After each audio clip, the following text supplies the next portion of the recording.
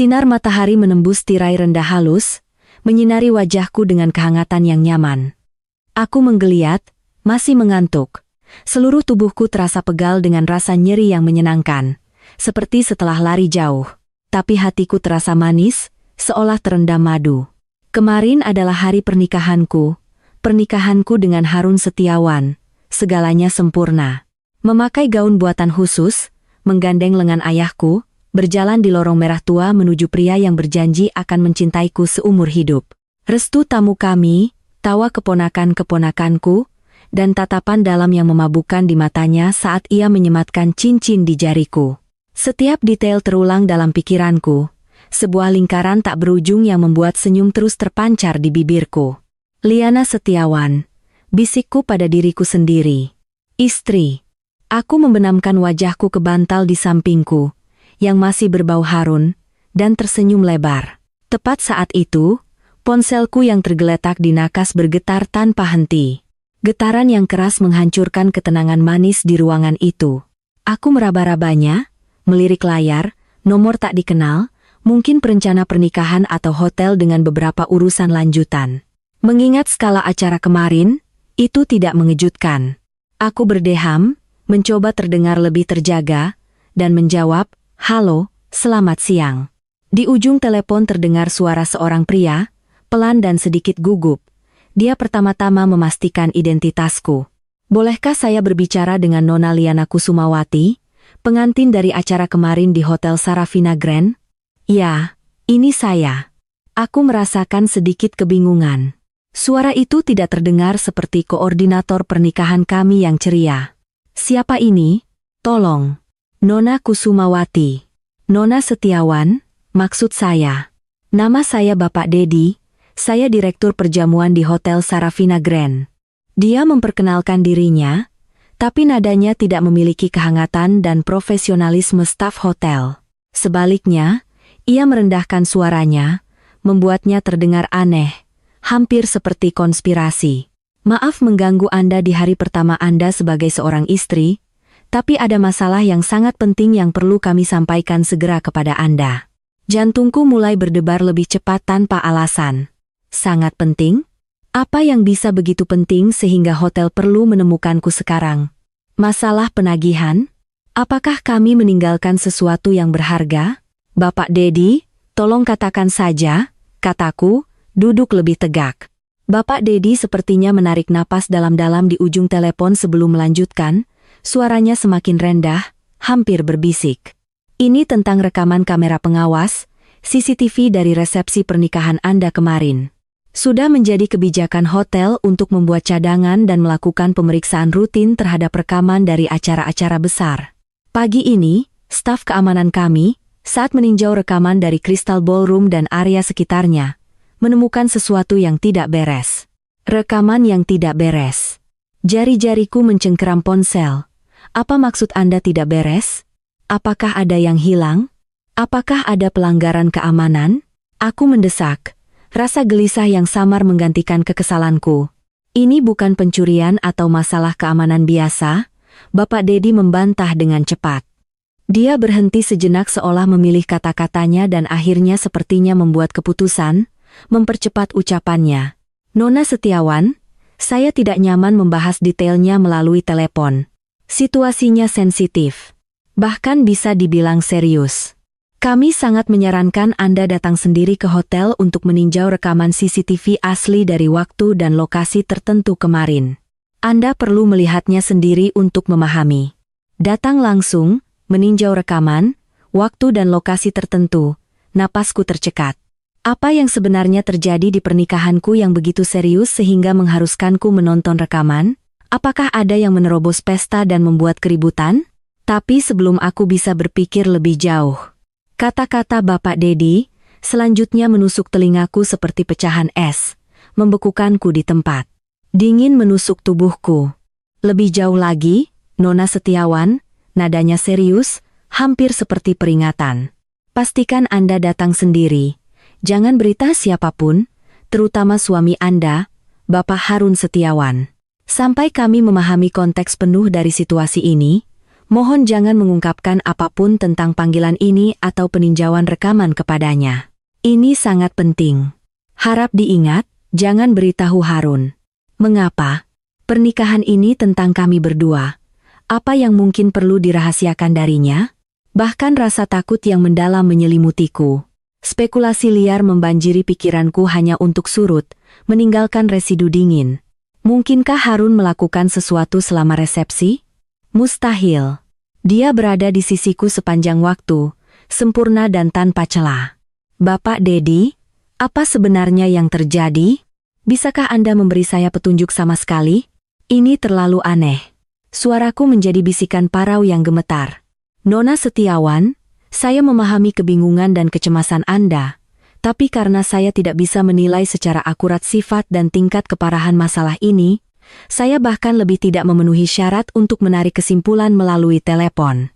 Rekaman itu memerlukan interpretasi Anda. Hotel hanya bisa menyediakan catatan faktual, dinamika interpersonal dan realitas di baliknya. Kami tidak memiliki hak maupun kemampuan untuk membuat penilaian. Nada suara Bapak Dedi profesional, namun aku bisa merasakan sedikit simpati. Tolong, demi kebaikan Anda sendiri, datanglah secepat mungkin. Saya akan menunggu Anda di pusat kendali keamanan di lantai dasar 2. Saat Anda tiba, cukup hubungi nomor ini dan saya akan keluar untuk menemui Anda. Ingat, datang sendiri. Panggilan berakhir.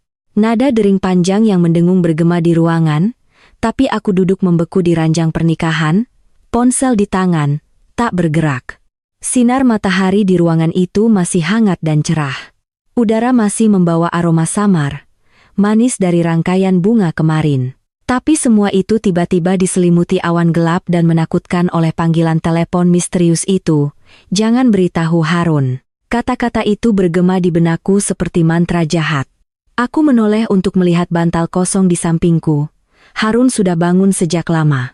Dia bilang ada panggilan konferensi internasional yang mendesak dengan kantor London yang harus dia tangani di kantornya di rumah. Ketika dia pergi, dia mencium dahiku dengan lembut dan berkata, "Tidurlah, sayang. Aku akan membuatkan sarapan untukmu setelah rapatku." Begitu perhatian, begitu normal. Namun kata-kata manajer hotel itu adalah duri yang menusuk gelembung kebahagiaan baru yang rapuh yang baru saja kubangun. Haruskah aku pergi? Logika mengatakan ini bisa jadi salah paham atau bahkan lelucon kejam. Mungkin itu hanya rekaman momen sepele yang disalahartikan. Harun mencintaiku. Dia telah mencurahkan hatinya ke pernikahan ini. Itu tidak mungkin. Tapi jauh di lubuk hati, sebuah suara kecil yang tajam bersikeras, "Pergi, Liana. Kau harus pergi. Jika tidak, kau mungkin akan menyesalinya seumur hidupmu." Aku mengertakkan gigi, menyingkirkan selimut, dan bangkit dari tempat tidur. Kaki telanjangku tenggelam ke dalam karpet mewah, tapi aku tidak merasakan kehangatan. Aku cepat-cepat berganti pakaian kasual yang sederhana, mengikat rambut panjangku ke belakang, dan berusaha tidak membuat suara saat aku mendekati pintu kamar tidur. Aku berhenti. Aku melirik kembali ke ruangan yang didekorasi dengan indah yang dipenuhi kebahagiaan pasangan pengantin baru. Lalu aku perlahan memutar knob dan menyelinap keluar. Pintu kantor rumah tertutup. Aku samar-samar mendengar bahasa Inggris fasih Harun. Suaranya serius dan fokus. Menahan napas, aku berjinjit melintasi ruang tamu, meraih kunci mobilku dari meja di dekat pintu masuk, dan menyelinap keluar dari rumah kami seperti pencuri. Sepanjang perjalanan ke Hotel Sarafina Grand, jantungku berdebar kencang di dadaku, telapak tanganku basah oleh keringat. Aku terus mengatakan pada diriku sendiri bahwa itu pasti kesalahan, bahwa hotel bereaksi berlebihan. Mungkin mereka hanya merekam kesalahpahaman yang canggung. Harun mencintaiku. Itu tidak mungkin. Tapi peringatan, jangan beritahu suamimu, menghantuiku seperti hantu. Setibanya di hotel, aku melewati lobi utama yang mewah. Sebaliknya, aku memarkir mobil di sudut terpencil di garasi bawah tanah, persis seperti yang diinstruksikan Bapak Dedi. Lalu aku menghubungi nomornya. Kurang dari 2 menit kemudian, seorang pria parubaya berseragam manajer dengan ekspresi muram keluar dari pintu tangga darurat yang tidak mencolok. Dia melirik sekeliling dengan cepat sebelum berjalan cepat menuju mobilku. Nona Setiawan, katanya dengan suara rendah. Aku mengangguk dan keluar. Ikut saya. Bapak Dedi tidak banyak bicara. Dia membawaku melewati pintu ke koridor logistik hotel. Pencahayaan redup, udaranya hening, dan satu-satunya suara adalah langkah kaki kami. Kami menggunakan lift staf internal, yang memerlukan kartu kunci langsung ke lantai dasar kedua. Keheningan selama perjalanan mencekik. Bapak Dedi jelas tidak berniat menjelaskan sampai kami mencapai tujuan. Keheningan ini hanya memperkuat tekanan dan ketakutan di hatiku. Akhirnya, kami berhenti di depan pintu baja berat dengan tulisan Pusat Kendali Keamanan, hanya untuk staf berwenang. Bapak Dedi menggesek kartu dan memasukkan kode sandi. Kunci berat itu berbunyi klik terbuka. Di dalamnya ada ruangan besar. Seluruh dinding ditutupi monitor yang menampilkan umpan real-time dari setiap sudut hotel. Beberapa penjaga keamanan berseragam duduk di konsol, tapi mereka semua berhenti dari apa yang mereka lakukan dan menatapku serentak. Ekspresi mereka rumit. Ada rasa ingin tahu, penilaian, tapi yang membuat darahku membeku adalah tatapan kasihan. Ya, kasihan. Aku yakin aku tidak salah mengira. Maman, tolong tampilkan rekaman untuk Crystal Ballroom, aula resepsi utama, serta suite pengantin di lantai 2, dan area tangga darurat yang berdekatan dari jam 2 siang sampai jam 4 sore kemarin. Fokus pada segmen yang saya tandai pagi ini, Bapak Dedi menginstruksikan seorang penjaga muda. Dia kemudian menoleh padaku, menunjuk ke sebuah kantor kecil yang dipisahkan di sudut. Nona Setiawan, mari kita tonton di sini. Dengan langkah goyah, aku mengikutinya ke ruangan kecil itu. Di dalamnya, hanya ada meja, 2 kursi, dan monitor komputer berkinerja tinggi. Penjaga bernama Maman dengan cepat membawa hard drive portabel, menghubungkannya ke komputer, melakukan beberapa klik, lalu diam-diam pergi menutup pintu di belakangnya. Sekarang hanya ada aku dan Bapak Dedi di ruangan itu dengan monitor yang bersinar dengan cahaya biru samar. Nona Setiawan. Suara Bapak Dedi terdengar sangat keras di ruangan kecil itu. Tolong persiapkan dirimu. Apa yang akan Anda lihat mungkin sangat menyedihkan. Apakah Anda yakin ingin melihatnya sekarang? Aku menatap layar gelap, kukuku menggali telapak tanganku, mengumpulkan semua kekuatanku. Aku mengangguk. Bapak Dedi menghela napas, menggerakkan mouse, dan membuka file video. Layar menyala. Gambar itu berwarna, definisi tinggi, sudutnya dari sudut tinggi menunjukkan area tepat di luar suite pengantin di lantai 2 yang aku gunakan kemarin. Tidak ada kamera di dalam suite itu sendiri. Cap waktu menunjukkan pukul 2 siang. Upacara baru saja berakhir dan aku berada di lantai bawah menyambut tamu di ballroom. Seharusnya tidak ada orang di suite, hanya pakaian kasual yang aku ganti, dan beberapa barang pribadi yang ada di sofa. Tiba-tiba, pintu suite terbuka.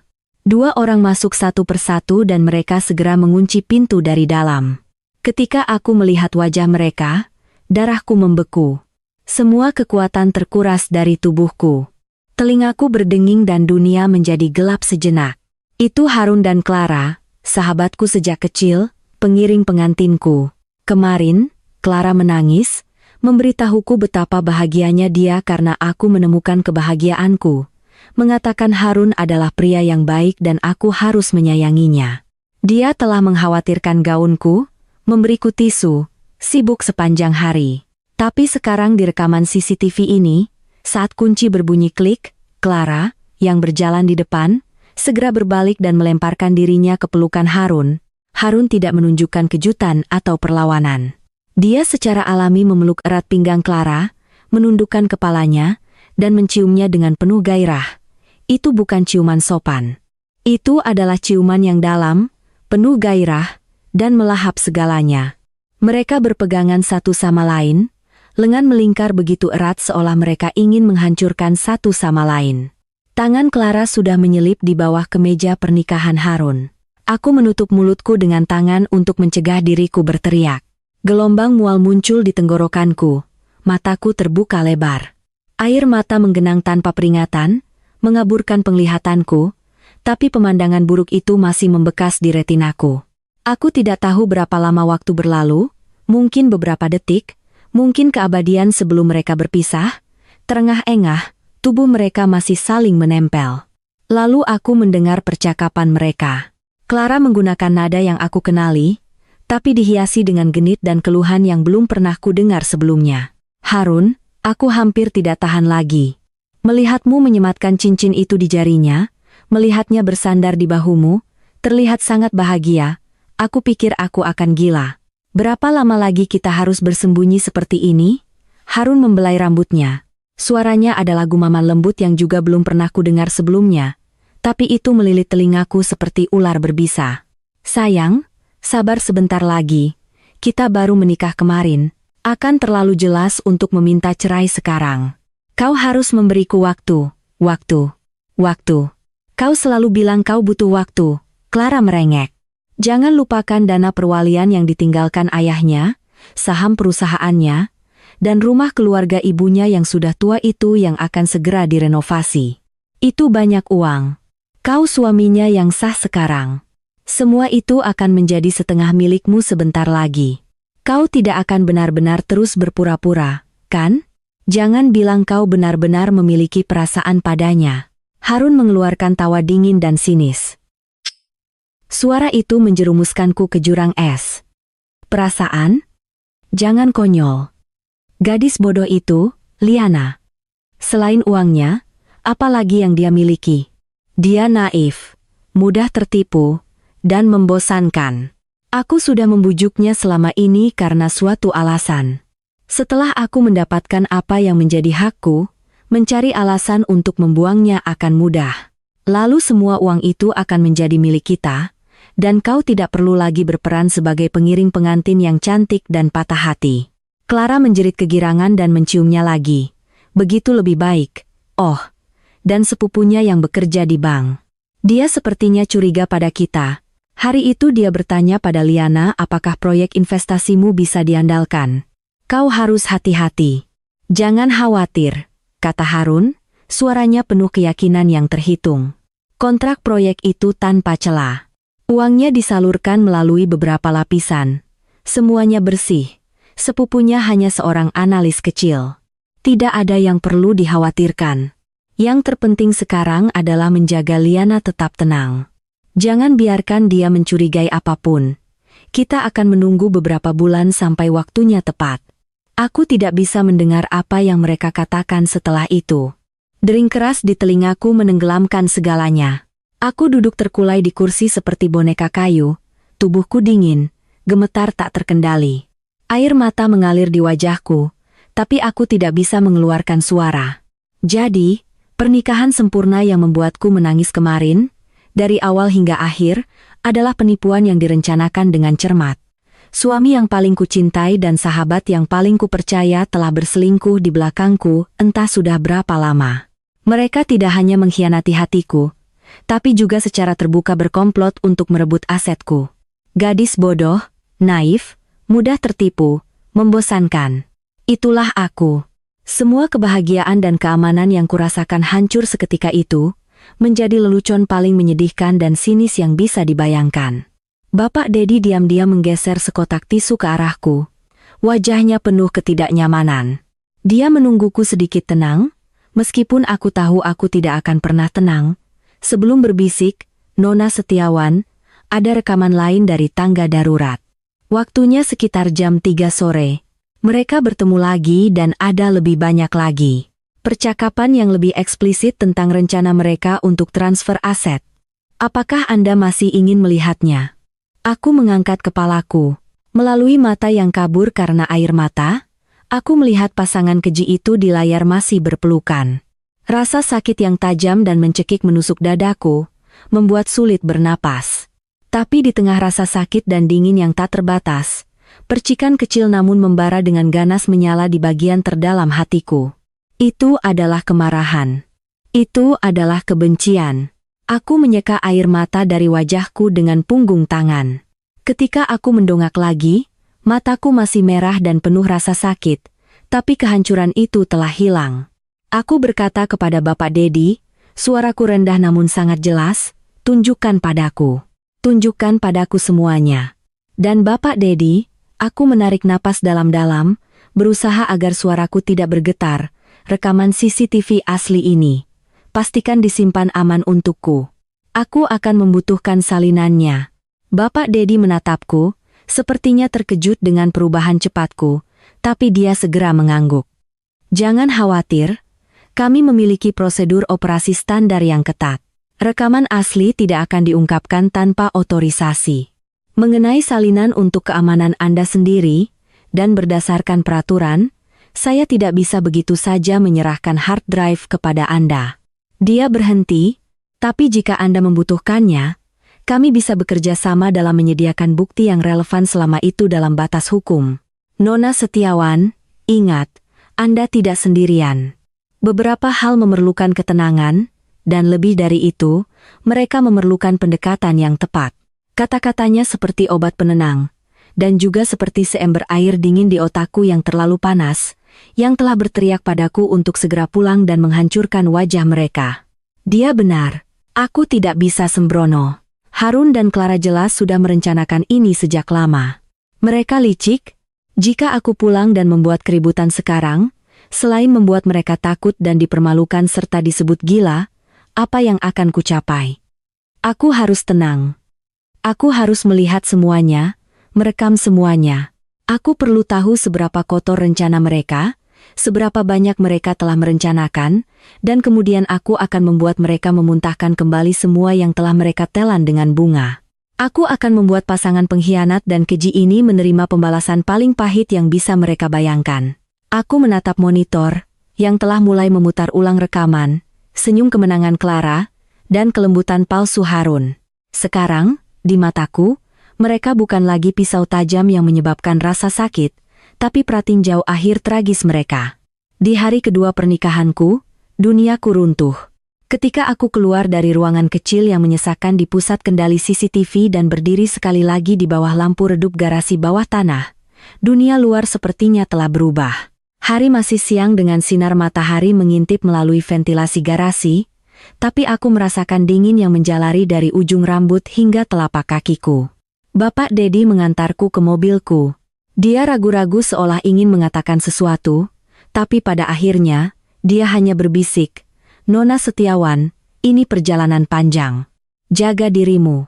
Aku mengangguk, tidak memiliki kekuatan bahkan untuk mengucapkan terima kasih. Aku secara mekanis membuka pintu mobil, masuk, dan menyalakan mesin. Udara panas dari ventilasi menerpa wajahku, tapi aku tidak bisa berhenti gemetar. Pemandangan dan percakapan dari rekaman CCTV terulang dalam pikiranku seperti kutukan paling ganas. Setiap detail sangat jelas. Tangan Harun di pinggang Clara.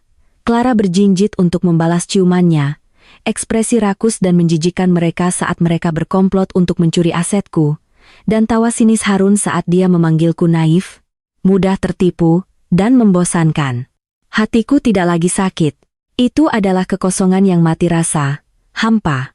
Angin dingin bertiup melaluinya, tapi aku tidak bisa hancur. Belum. Aku berkendara ke tempat yang tenang di tepi sungai, memarkir mobil, dan hanya menyandarkan kepalaku di kemudi, membiarkan air mata mengalir tanpa suara. Setelah aku menangis habis-habisan, aku memercikan wajahku dengan air sungai yang dingin. Melihat bayanganku yang bengkak dan lelah di cermin mobil. Aku berbisik, kata demi kata, "Liana. Air mata tidak akan menyelamatkanmu, mereka menipumu, mereka berkomplot melawanimu. Kau harus membuat mereka membayar." Mengambil beberapa napas dalam-dalam, aku mengeluarkan tas riasanku. Aku menggunakan alas bedak dan concealer untuk menutupi jejak tangis dan mengoleskan sedikit lipstik agar tidak terlihat terlalu pucat. Barulah setelah itu aku menyalakan kembali mobil dan kembali ke rumah yang seharusnya menjadi rumah kami. Saat aku membuka pintu, aroma masakan memenuhi udara. Harun, mengenakan celemek, baru saja keluar dari dapur dengan sepiring kerang tumis yang terlihat lezat. Ketika dia melihatku, senyum lembut segera muncul di wajahnya. "Sayang, kau kembali. Kemana kau pergi?" "Aku pergi ke pasar setelah teleponku selesai. Aku ingin memasak sesuatu yang enak untukmu. Kau sangat sibuk dengan tamu kemarin. Kau hampir tidak makan apa-apa." Senyumnya begitu alami, matanya begitu penuh perhatian, nadanya begitu hangat. Jika aku tidak baru saja menyaksikan wajahnya yang lain di rekaman CCTV itu, aku akan terharu dan bergegas memeluknya. Tapi sekarang senyum itu terlihat palsu dan menjijikkan. Perhatian itu terasa seperti racun berlapis gula. Aku menggali kukuku ke telapak tanganku, memaksa diriku untuk tetap tenang melalui rasa sakit. Lalu aku mencoba menghasilkan senyum paling alami yang bisa kukuasai, sedikit diwarnai kelelahan. Oh, tidak kemana-mana, hanya berkeliling mal di dekat sini. Aku membeli beberapa barang, kataku dengan santai sambil mengganti sepatuku. Aku menunjuk ke tas belanja yang kubeli dari toko serba ada di jalan. Punggungku sedikit pegal, mungkin karena berdiri memakai hak tinggi terlalu lama kemarin. Sini, biar ku cuci tangan dan kita bisa makan, kata Harun. Secara alami meraih tas belanjaanku dan mencoba merangkul bahuku. Aku secara naluriah menghindar, berpura-pura membungkuk untuk meletakkan tas di lantai, tapi jantungku berdebar kencang di dadaku karena sentuhan singkat itu. Perutku mual. Ada apa, sayang? Tangan Harun terlepas. Dia menatapku, sedikit kebingungan di matanya. Tidak ada, kataku, menegakkan badan dan memaksakan senyum. Aku hanya merasa sedikit lengket dan tidak nyaman. Aku akan mencuci tangan dulu. Aku cepat-cepat berjalan ke kamar mandi dan menutup pintu. Bersandar pada kayu yang dingin, aku menarik napas dalam-dalam yang gemetar. Wajah di cermin pucat, mataku dipenuhi kekacauan dan kebencian yang tak bisa disembunyikan. Kau tidak bisa melakukan ini, Liana. Dia akan langsung menyadari ada yang salah. Aku menyalakan keran, memercikan air dingin ke wajahku berulang kali, berlatih ekspresi normal di cermin. Barulah ketika otot-otot wajahku tidak lagi terasa kaku, aku keluar. Di meja makan, Harun masih menjadi suami yang penuh perhatian, menyajikan makanan untukku, berbicara tentang perusahaannya, merencanakan bulan madu kami. Dia bahkan menyebutkan, "Oh, ngomong-ngomong, Clara mengirim pesan sore ini menanyakan kabarmu. Dia bilang dia sangat sibuk kemarin, dia tidak sempat benar-benar berbicara denganmu. Sahabatmu memang hebat." Clara. Dia berani menyebut Clara. Tanganku yang memegang garpu mengencang, buku jariku memutih. Aku cepat-cepat menundukkan kepalaku, mengambil sesendok nasi, dan bergumam. Aku takut jika aku mendongak, kemarahan dan mataku akan membakar segalanya. Sayang, apakah kau benar-benar lelah? Kau tidak terlihat baik, kata Harun, mengulurkan tangan untuk menyentuh dahiku. Aku menghindar, meletakkan piringku. Aku kehilangan nafsu makan. Aku rasa aku akan berbaring sebentar. Baiklah, pergi istirahat, aku akan membersihkan. Nada suara Harun masih penuh toleransi dan kasih sayang. Aku praktis melarikan diri kembali ke kamar tidur. Menutup pintu, aku merosot ke lantai, bersandar padanya, semua kekuatanku hilang. Berbagi meja dengan pria yang telah menghancurkan duniaku, mendengarkan kepedulian palsunya dan berpura-pura seolah tidak terjadi apa-apa. Ini lebih buruk dari neraka. Tapi aku tahu ini baru permulaan. Aku harus bertahan. Selama beberapa hari berikutnya, aku hidup sebagai orang yang paling kubenci. Seorang aktris yang mengenakan topeng sempurna. Di depan Harun, aku mencoba memainkan peran wanita kecil yang naif dan mudah tertipu yang tenggelam dalam kebahagiaan pengantin baru. Aku akan tersenyum padanya, menanggapi kasih sayangnya, meskipun setiap sentuhan membuatku ingin muntah, membahas dekorasi rumah baru kami dengannya, dan bahkan kadang-kadang bertingkah manja. Tapi pada saat yang sama, dengan alasan mengatur kekacauan pasca pernikahan dan mengurus beberapa dokumen dari warisan ayahku, aku mulai lebih sering keluar sendiri, menciptakan waktu dan ruang untuk penyelidikanku. Hal pertama yang kulakukan adalah menghubungi sepupuku, Ari. Dia adalah sepupu yang disebutkan Harun dan Clara dalam rekaman, yang bekerja di bank investasi dan curiga pada mereka. Dia 5 tahun lebih tua dariku dan selalu seperti kakak laki-laki. Dia berprinsip dan cerdas. Sebelum ayahku meninggal, dia secara pribadi meminta Ari untuk menjagaku. Aku tidak bertele-tele di telepon, hanya mengatur untuk bertemu di kafe yang tenang jauh dari tempat biasa kami. Ketika kami bertemu, Ari pertama-tama mengucapkan selamat atas pernikahanku, tapi kemudian dahinya berkerut. "Lia, kau terlihat kurus dan pucat. apakah Harun tidak merawatmu dengan baik? Mendengar kepeduliannya yang akrab, hidungku terasa perih. Air mata yang selama ini kutahan hampir jatuh. Aku melirik sekeliling, merendahkan suaraku, dan langsung ke intinya. Ari, aku butuh bantuanmu. Ada yang tidak beres dengan Harun dan Clara. Wajah Ari segera berubah serius. Masalah apa? Apa yang kau temukan? Dia jelas sudah curiga sejak lama. Aku menghilangkan detail yang paling menyakitkan, tapi menceritakan inti dari apa yang kulihat di rekaman CCTV, perselingkuhan mereka, dan plot mereka untuk mencuri asetku. Saat Ari mendengarkan, tinjunya menggebrak meja kopi, membuat pelanggan di dekatnya terlonjak. Dia cepat-cepat merendahkan suaranya, tapi kemarahan di matanya tak salah lagi. Bajingan itu, aku tahu anak licik itu tidak baik. Dan Clara, bertingkah seperti adikmu sambil menusuk dari belakang. Liana, apa rencanamu?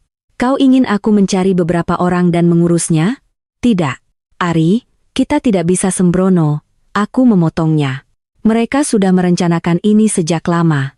Mereka pasti punya rencana cadangan. Kita butuh bukti. Bukti kuat tentang bagaimana mereka berencana memindahkan aset dan apa yang sebenarnya terjadi dengan proyek investasi itu. Jika kita bertindak gegabah, kita tidak akan mendapatkan apa-apa. Ari menarik napas dalam-dalam, menenangkan diri.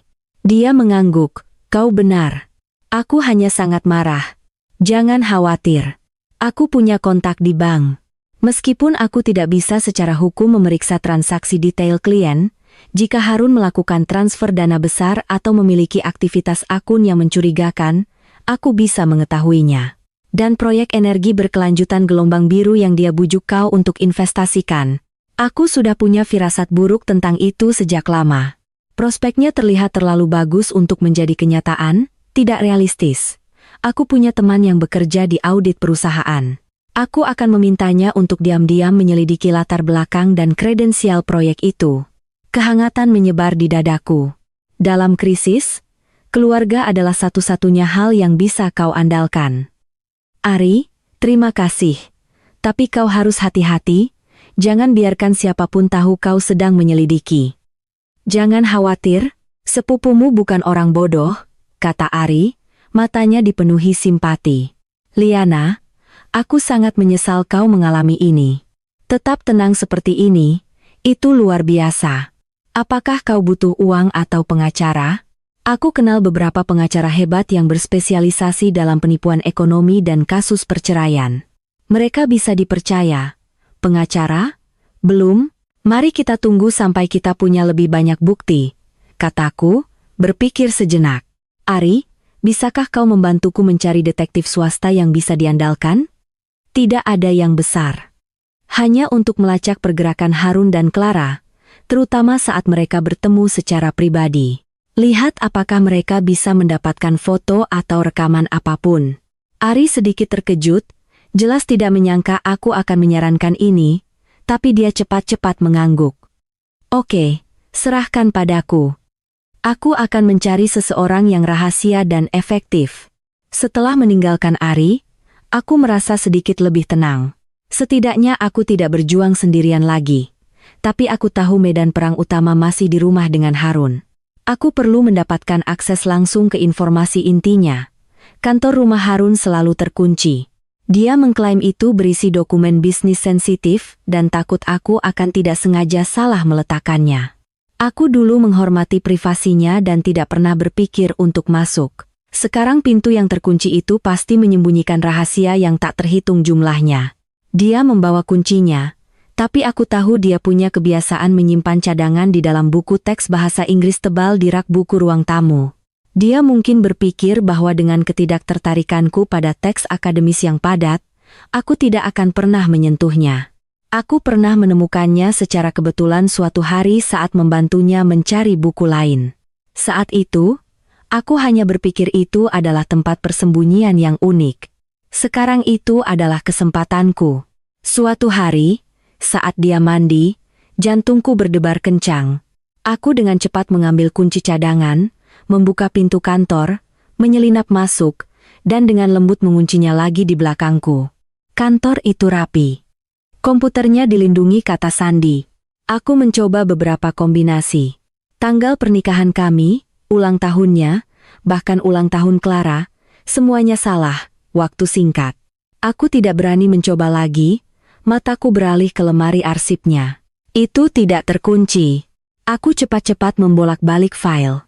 Kebanyakan adalah laporan perusahaan, salinan kontrak proyek, semuanya terlihat normal sampai aku menemukan folder bersampul keras di bagian paling bawah laci. Ketika aku membukanya, darahku membeku lagi. Di dalamnya ada beberapa dokumen. Salah satunya adalah draft surat kuasa penuh dengan namaku untuk ditandatangani. Dikatakan bahwa aku akan memberikan Harun kuasa penuh untuk mengelola semua aset atas namaku, termasuk penarikan dari dana perwalian ayahku, operasi akun saham, dan bahkan penjualan real estate. Tanggalnya kosong, jelas siap untuk aku ditipu agar menandatanganinya kapan saja. Yang lain adalah perjanjian tambahan untuk proyek energi gelombang biru. Ketentuannya rumit, tapi aku memahami intinya. Aku sebagai investor akan menyediakan dana dari kepercayaanku. Sebagian besar dana ini akan digunakan untuk akuisisi teknologi luar negeri dan pengembangan saluran. Penerima pembayaran ini adalah beberapa perusahaan cangkang yang terdaftar di luar negeri yang belum pernah kudengar.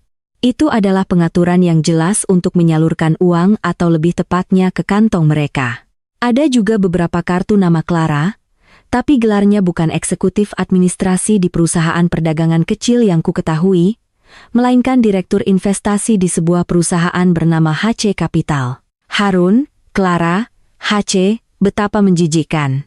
Aku menggunakan ponselku untuk mengambil gambar yang jelas dari setiap halaman dokumen-dokumen penting ini. Tanganku gemetar begitu parah sehingga aku hampir tidak bisa fokus. Aku juga menemukan ponsel burner lama. Setelah mengisi daya dan menyalakannya, aku menemukan ponsel itu penuh dengan percakapan teks eksplisit antara dia dan Clara. Dia pasti ingin menyimpannya sebagai kenang-kenangan manis mereka bersama beberapa tanda terima hotel. Tanggalnya sudah jauh sebelum kami menikah. Tepat setelah aku selesai mengambil foto terakhir dan dengan hati-hati meletakkan semuanya kembali persis seperti semula, suara shower berhenti. Aku membeku. Aku cepat-cepat memeriksa ulang bahwa aku tidak meninggalkan jejak, menyelinap keluar dari kantor, mengunci pintu, dan mengembalikan kunci ke tempat persembunyiannya. Saat aku duduk di sofa dan mengambil majalah, Harun keluar sambil mengeringkan rambutnya. "Sayang, membaca majalah?" tanyanya dengan santai. "Ya, hanya membolak-balik," kataku tanpa mendongak, takut dia akan melihat badai yang mengamuk di mataku. Beberapa hari kemudian, Ari mendapat kabar. Dia memberitahuku bahwa melalui penyelidikan diam-diamnya, akun perusahaan Harun baru-baru ini melihat beberapa transfer dana besar yang disamarkan sebagai biaya konsultasi atau biaya layanan ke beberapa akun pribadi. Salah satu pemilik akun tersebut dipastikan adalah Ibu Clara dan proyek energi gelombang biru. Temannya mengetahui bahwa meskipun sebuah proyek dengan nama itu terdaftar di Komisi Energi, itu adalah usaha kecil yang paten teknologi intinya telah dibeli oleh perusahaan besar bertahun-tahun yang lalu. Apa yang sekarang dijual di pasar adalah penipuan investasi menggunakan nama proyek lama. Pada saat yang sama, detektif swasta mengirimkan beberapa foto dan laporan pengawasan. Dalam foto-foto itu, Harun dan Clara bertemu secara rahasia di tempat-tempat berbeda. Kadang-kadang di sudut kafe yang tenang, kadang-kadang di lantai bawah apartemen Clara. Mereka intim, berpegangan tangan, berpelukan. Salah satu foto bahkan menangkap mereka berciuman di mobil dengan jendela berkabut. Laporan itu menyatakan mereka sering bertemu, hampir setiap hari atau 2 hari, biasanya saat aku seharusnya pergi berbelanja, atau saat Harun mengaku bekerja hingga larut malam. Setiap foto, setiap baris laporan itu seperti pisau tumpul yang menggergaji hatiku yang sudah terluka. Tapi anehnya, setelah rasa sakit yang ekstrem datang mati rasa yang dingin dan kebencian yang semakin besar. Bukti-bukti menumpuk, potongan-potongan teka-teki saling melengkapi. Aku tahu Harun dan Clara juga mempercepat rencana mereka. Clara mulai lebih sering mengajakku keluar, pura-pura khawatir dan dengan santai menyelidiki apa yang telah kulakukan belakangan ini, apakah aku sudah memeriksa rekeningku, atau apakah aku punya keraguan tentang proyek investasi Harun. Dia bahkan dengan ramah mengingatkanku bahwa pria bisa berubah setelah menikah dan bahwa aku perlu mengelola asetku dengan baik, seperti melakukan investasi yang stabil. Dia kebetulan tahu beberapa saluran investasi yang bagus, katanya. Jebakan, tidak diragukan lagi. Harun, di sisi lain, menjadi lebih lembut dan perhatian. Pada saat yang sama, dia mulai dengan santai menyebutkan bahwa dia tertarik pada proyek real estate luar negeri yang fantastis. Itu bisa menjadi investasi atau rumah liburan di masa depan, tapi itu membutuhkan modal awal yang signifikan. Dia mengisyaratkan bahwa aku harus mempertimbangkan untuk menggunakan dana perwalian. Dia juga mengeluarkan surat kuasa versi resmi. Sayang, dia berkata dengan lembut. Aku perlu fokus pada proyek energi baru yang besar ini. Semua proses penandatanganan dan pembayaran yang membosankan. Kau akan merasa itu mengganggu. Mengapa kau tidak menandatangani surat kuasa ini saja kepadaku? Aku akan mengurus semuanya. Kau hanya perlu menjadi istri bos yang bahagia dan menikmati hidup. Melihat wajahnya yang tampak penuh kasih sayang, mendengarkan kata-katanya yang konon bijaksana, perutku mual. Tapi aku harus memasang senyum naif dan percaya diri. Sayang, kau sangat baik padaku. Kau memikirkan segalanya. Tapi dokumen ini terlihat sangat rumit. Aku merasa sedikit pusing selama 2 hari terakhir ini. Bisakah aku membacanya dengan cermat sebelum aku tanda tangan? Selain uang kita, apakah itu uang kita, kan? Kilatan ketidaksabaran yang hampir tak terlihat melintas di mata Harun. Tapi senyum di wajahnya tidak berubah. Tentu saja, tentu saja. Bacalah dengan cermat. Jangan terburu-buru. Apakah kau tidak enak badan? Haruskah kita ke dokter? Tidak perlu. Mungkin hanya kurang tidur. Aku menolak. Aku tahu penundaanku pada akhirnya akan membangkitkan kecurigaan mereka. Mereka telah berkomplot dalam kegelapan begitu lama. Mereka tidak akan membiarkan mangsa mereka lepas dari kendali mereka. Dan aku benar. Suatu sore, aku pulang dari berbelanja dan menemukan tanda-tanda halus bahwa kamar tidurku telah digeledah. Kotak perhiasanku, laci tempat aku menyimpan dokumen penting dan kartu bank. Tidak ada yang hilang, tapi posisinya sedikit berubah. Apa yang mereka cari? Salinan surat wasiat ayahku. Dokumen-dokumen detail dana perwalian? Yang lebih membuatku takut adalah bahwa keesokan harinya, di dasar tempat sampah dapur, aku menemukan kotak obat yang remuk dan sobek. Aku dengan hati-hati menyatukan pecahan-pecahan itu. Itu untuk obat psikotropika resep. Efek sampingnya dengan jelas mencantumkan ketidakstabilan emosi, kantuk, dan kehilangan ingatan. Darahku membeku. Mereka tidak hanya menginginkan uangku. Mereka ingin menjadikanku orang gila yang diakui publik, istri yang tidak stabil yang, karena trauma, telah kehilangan kewarasannya dan tidak mampu mengelola asetnya sendiri, membutuhkan perwalian suaminya. Lalu Harun bisa secara sah mengambil alih segalanya, dan aku mungkin akan perlahan-lahan disiksa sampai mati di rumah sakit jiwa atau meninggal dalam kecelakaan. Betapa kejam, betapa cermat rencana mereka. Ketakutan menyelimuti hatiku seperti tanaman merambat yang dingin. Tapi bersamanya datang kemarahan dan tekad yang lebih kuat yang hampir meledak dari dadaku. Aku tidak bisa menunggu lebih lama lagi. Aku harus menyerang lebih dulu. Sebelum mereka bisa memberiku obat atau membuat kecelakaan, aku harus merobek topeng mereka. Saat aku merenungkan langkah selanjutnya, sebuah panggilan telepon tak terduga datang. Itu Bapak Dedi, Direktur Perjamuan Hotel. Suaranya masih rendah dan hati-hati. Nona Setiawan, maaf mengganggu Anda lagi. Mengenai rekaman CCTV tempo hari, kami mungkin punya perkembangan baru yang perlu Anda ketahui. Salah satu staf kebersihan kami, seorang wanita bernama Maria, datang menemui saya kemarin. Dia bilang saat membersihkan suite pengantin sehari setelah pernikahan Anda, dia menemukan pulpen perekam kecil yang jatuh di antara bantal sofa. Dia pikir tamu meninggalkannya, jadi dia menyerahkannya ke bagian barang hilang. Tidak ada yang mengklaimnya. Baru-baru ini, dia melihat saya meninjau rekaman pernikahan Anda dan itu mengingatkannya. Saya memeriksa pulpennya. Ada satu rekaman di dalamnya yang mungkin berguna bagi Anda. Jika Anda luang, mungkin Anda bisa datang lagi. Dia berhenti, Juga, setelah Anda pergi terakhir kali, kami meninjau beberapa log area terkait dari tanggal-tanggal sebelumnya dan menemukan bahwa Bapak Setiawan dan Nona Clara bukan pengunjung pertama kali di hotel kami. Ada beberapa catatan visual lainnya. Pulpen perekam, catatan sebelumnya. Aku mencengkeram ponsel, jantungku berdebar. Mungkinkah ada rahasia yang lebih mengejutkan yang tidak ku ketahui? Aku sedang dalam perjalanan, kataku tanpa ragu sedikit pun. Setelah telepon dari Bapak Dedi tentang pulpen perekam, aku praktis terbang kembali ke Hotel Sarafina Grand. Itu adalah pusat kendali keamanan yang sama di lantai dasar 2, ruangan kecil yang menyesakkan yang sama.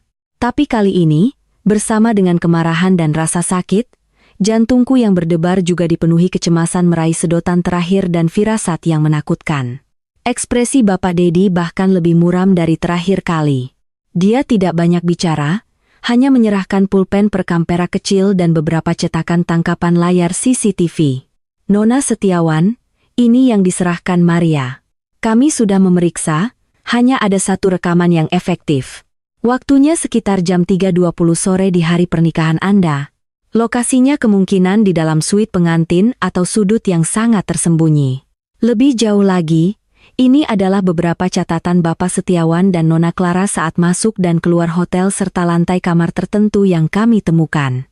Berdasarkan informasi pendaftaran Nona Clara, dia telah memesan kamar di sini berkali-kali selama setahun terakhir, dengan alasan pertemuan bisnis. Aku melihat tangkapan layar terlebih dahulu, meskipun sedikit buram, wajah Harun dan Clara jelas dapat dikenali. Garis waktunya membentang jauh ke belakang. Yang paling awal adalah 9 bulan yang lalu. Saat itu, Harun dengan gigih mengejarku. Setiap hari, ada pesan selamat pagi dan selamat malam, hadiah kejutan, dan janji bahwa aku adalah satu-satunya yang ingin dia habiskan hidupnya. Clara, dengan dalih membantuku menyeleksinya, sering berhubungan dengan Harun, tetapi akan selalu memujinya kepadaku, menyuruhku untuk menyayangi pria baik yang langka seperti itu. Jadi, sejak awal, atau bahkan mungkin lebih awal, mereka sudah bersama. Keduanya menikmati sensasi perselingkuhan sambil secara bersamaan merencanakan bagaimana memeras gadis bodoh ini. Aku memegang kertas-kertas itu, ujung jariku dingin, tapi api berkobar di dalam diriku, membakar organ-organku sampai terasa sakit. Apa yang ada di rekaman itu? Suaraku sangat kering. Bapak Dedi diam-diam mengoperasikan komputer dan membuka file audio. Dengarkan sendiri. Tolong coba tetap tenang. Setelah beberapa saat statis, rekaman dimulai. Latar belakangnya bising. Aku samar-samar mendengar musik dan suara dari ballroom di kejauhan, tapi dua suara yang jelas menembus kebisingan menusuk telingaku. Itu suara Clara yang dihiasi kemenangan dan kekejaman yang terhitung. Harun?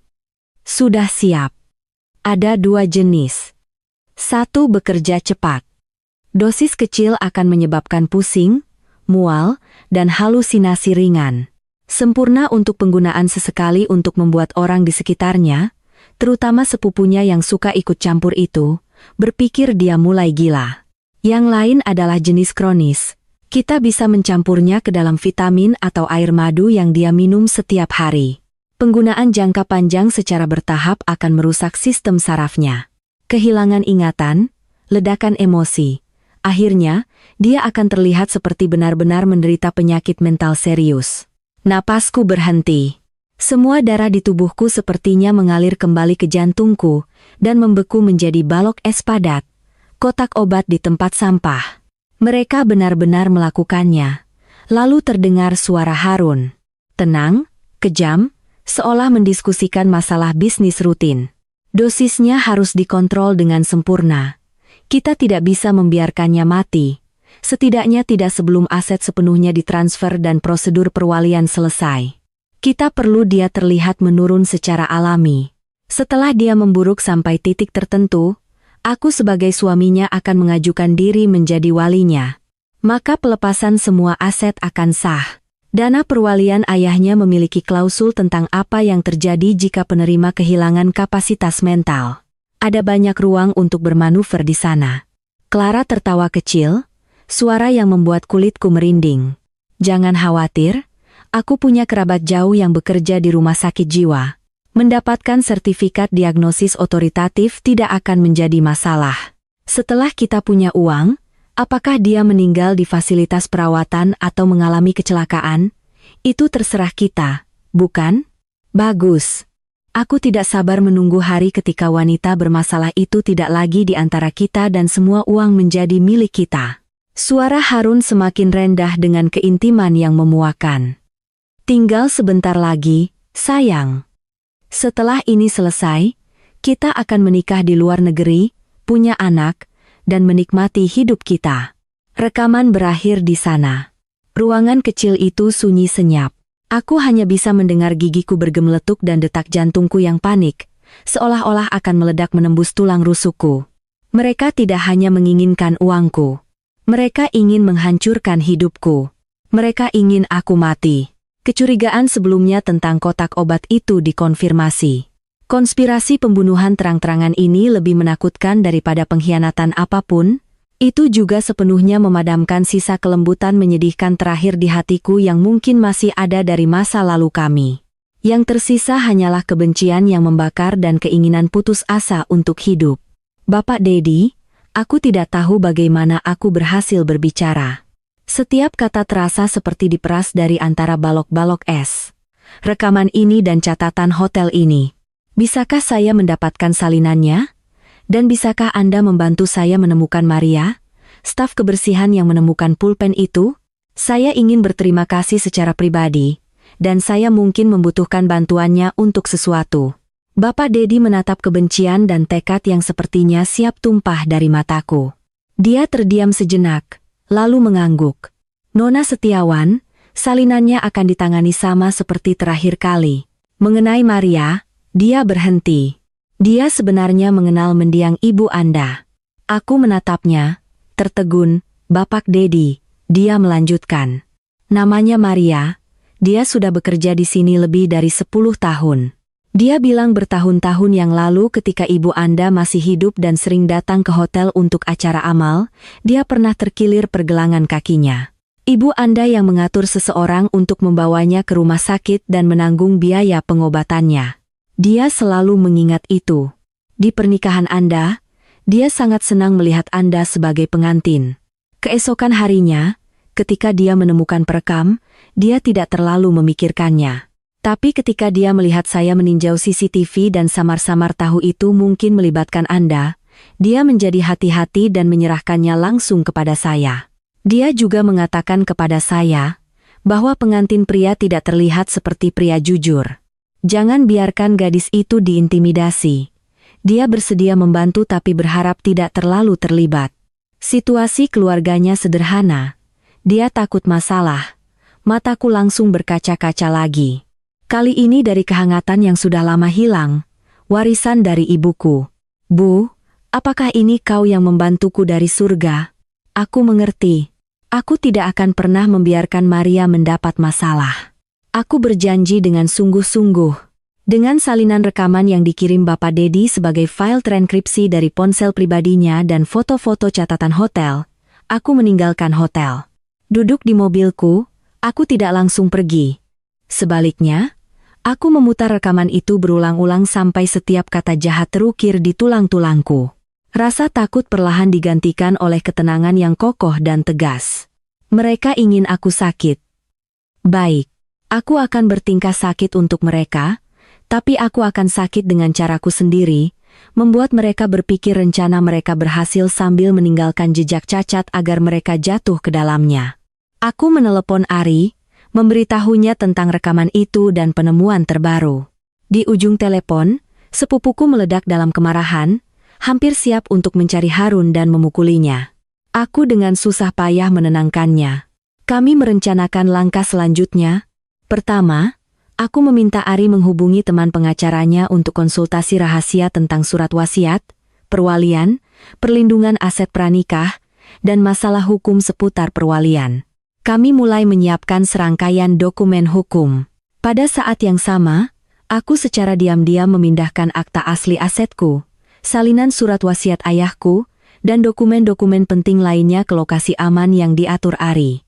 Kedua, Aku mulai bermain sesuai rencana mereka. Aku sengaja membiarkan Harun menyadari bahwa aku terlihat sedikit paranoid belakangan ini. Misalnya, berulang kali memeriksa apakah pintu terkunci atau menanyakan jam berapa dia pulang pada hari tertentu padahal aku sudah tahu. Aku berpura-pura menunjukkan tanda-tanda awal kecemasan dan kebingungan ingatan. Di permukaan, Harun khawatir, tapi aku bisa melihat tatapan kejam yang menilai di matanya saat aku memunggunginya, seolah rencananya berhasil. Lalu suatu pagi, setelah minum segelas air hangat yang konon dicampur madu penenang yang dia berikan padaku, aku tiba-tiba memegangi kepalaku, pura-pura kesakitan, batuk keras, dan membiarkan gelas terlepas dari tanganku, pecah di lantai. "Sayang, ada apa?" Harun bergegas ke sisiku, suaranya cemas, tapi kilatan sesuatu yang jahat di matanya tidak luput dari pengawasanku yang cermat, pusing sekali. Kepalaku berputar. Aku bersandar padanya, berbisik lemah, memerankan efek samping awal obat yang dilaporkan penyelidikan PI. "Harun, apakah aku terlalu lelah? Aku kurang tidur, dan aku terus melupakan banyak hal." "Itu pasti karena kelelahan dari pernikahan. Kau belum cukup istirahat." Harun membantuku ke sofa, nadanya penuh simpati. "Jangan khawatir, jangan pergi kemana-mana hari ini, istirahat saja di rumah. Aku akan membuatkanmu segelas air madu itu lagi." Aku mengangguk lemah, menutup mata. Dalam hatiku, aku tertawa dingin. "Teruslah tambahkan lagi bahan-bahan spesialmu." Pada saat yang sama, kabar tentang penyakitku dengan cepat sampai ke Clara melalui Harun. Dia segera datang berkunjung, pura-pura khawatir, membawa keranjang buah. Wajahnya penuh kekhawatiran. "Liana, mengapa kau terlihat sangat pucat? Pekerjaan macam apa yang dilakukan Harun dalam merawatmu?" Dia duduk di samping tempat tidurku, memegang tanganku, terlihat sangat khawatir. Aku menatap wajahnya yang riasan sempurna dan kegembiraan yang tak bisa disembunyikan di matanya. Aku merasa mual, tapi di wajahku, aku memasang ekspresi ketergantungan dan kebingungan. "Clara, aku tidak tahu apa yang salah denganku. Aku merasa sangat lemah dan pusing, dan kadang-kadang aku merasa seperti seseorang mencoba menyakitiku. Apakah aku hanya terlalu memikirkan banyak hal?" Ekspresi Clara sedikit berubah sebelum dia dengan cepat memasang wajah yang lebih khawatir. "Liana bodoh, kau hanya stres. Jangan memikirkan hal-hal gila seperti itu. Harun sangat mencintaimu. Siapa yang ingin menyakitimu?" Tapi dia dengan cepat mengubah nadanya, merendahkan suaranya. "Tapi kondisimu mengkhawatirkan. Kau tahu, aku kenal ahli saraf yang sangat baik, sangat terkemuka. Mengapa aku tidak membawamu menemuinya hanya untuk pemeriksaan untuk menenangkan pikiranmu? Sepertinya langkah selanjutnya adalah membawaku ke rumah sakit untuk diagnosis otoritatif itu." Aku berpura-pura ragu-ragu. "Rumah sakit?" Aku sedikit takut. "Selain itu tidak terlalu serius, kan? Dengarkan aku.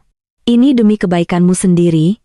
Bahkan jika itu masalah kecil, lebih baik mengetahuinya lebih awal dan mengobatinya lebih awal." Clara membujuk, nadanya lembut tapi dengan nada paksaan yang tak terbantahkan. "Baiklah kalau begitu, kurasa begitu, aku setuju dengan enggan, membeli waktu. Tapi mari kita tunggu beberapa hari sampai aku merasa sedikit lebih kuat." Clara pergi dengan puas. Aku tahu dia dan Harun sekarang akan bergegas membawaku ke dokter itu. Di sisi lain, PI mengirimkan informasi krusial baru. Dia telah menangkap foto Harun dan Clara diam-diam bertemu di ruang pribadi sebuah restoran mewah dengan pria parubaya berwajah preman. PI berhasil mendapatkan foto frontal yang jelas dari pria itu. Ari menggunakan jaringannya untuk memeriksa foto tersebut. Informasi yang kembali mengejutkan kami berdua. Pria itu dikenal sebagai Vini Licin, kepala perusahaan pinjaman berlisensi kecil yang merupakan kedok bagi kelompok mafia lokal yang berspesialisasi dalam penagihan utang dan penyelesaian sengketa di luar jalur hukum. Bagaimana Harun bisa terlibat dengannya? Penyelidikan lebih dalam mengungkapkan fakta yang lebih mengejutkan. Perusahaan Harun sendiri sudah lama terlilit utang besar karena salah urus dan kebiasaan judinya. Citra eksekutif muda yang menjanjikan yang dia proyeksikan saat mendekatiku adalah fabrikasi total. Dia menikahiku semata-mata untuk menggunakan asetku untuk menutupi kerugiannya.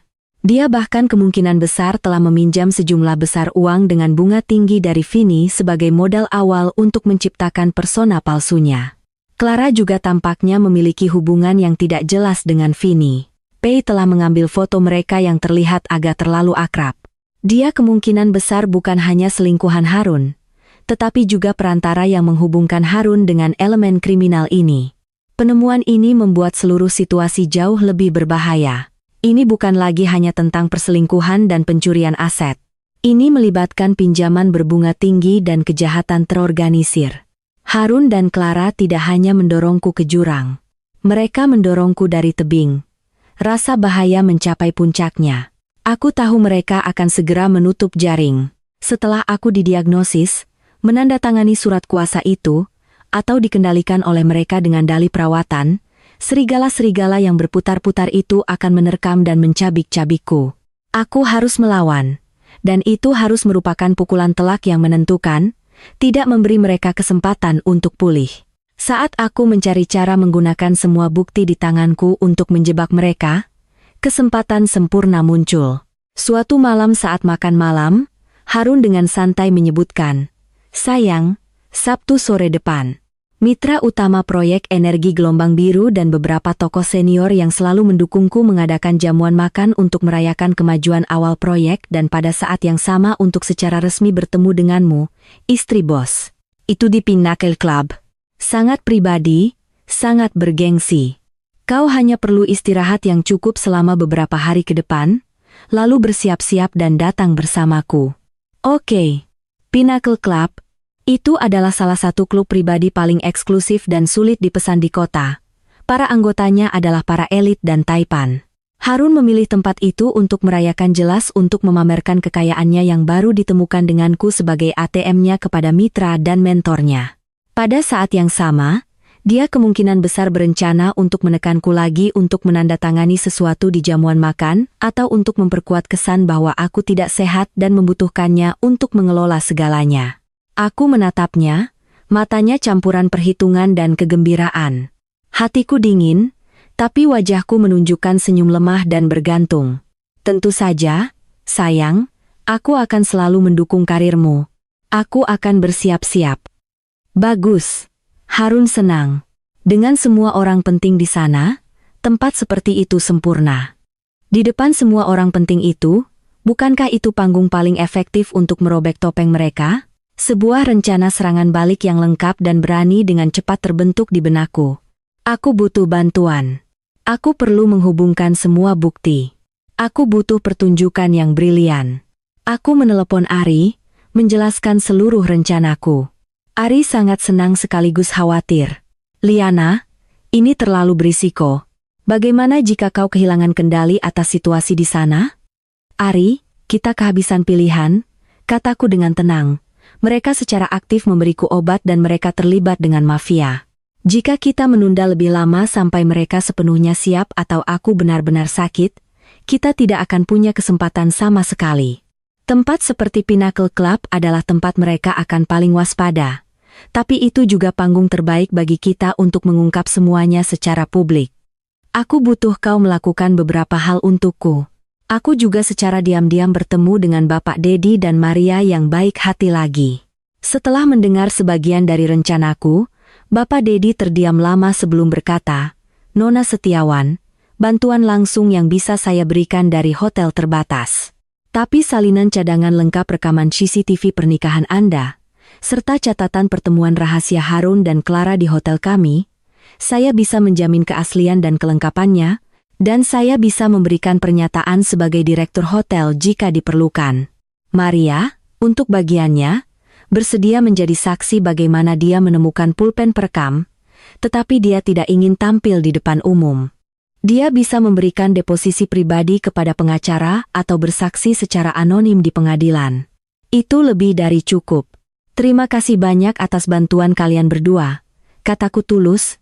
Bukti otoritatif hotel dan kesaksian penting Maria akan menjadi mata rantai penting dalam rantai buktiku. Akhirnya, aku menghubungi pengacara senior yang diperkenalkan Ari yang berspesialisasi dalam kasus ekonomi dan kriminal gabungan. Setelah dengan cermat mendengarkan ceritaku dan meninjau beberapa bukti yang kuberikan, rekaman, catatan transfer, foto, catatan hotel, DDL, pengacara itu mengatakan kepadaku dengan ekspresi serius, "Nona Setiawan, situasi Anda sangat serius. Ini melibatkan penipuan, konspirasi untuk melakukan kekerasan fisik melalui pemberian obat terus-menerus, penyitaan aset ilegal, dan potensi hubungan dengan kejahatan terorganisir.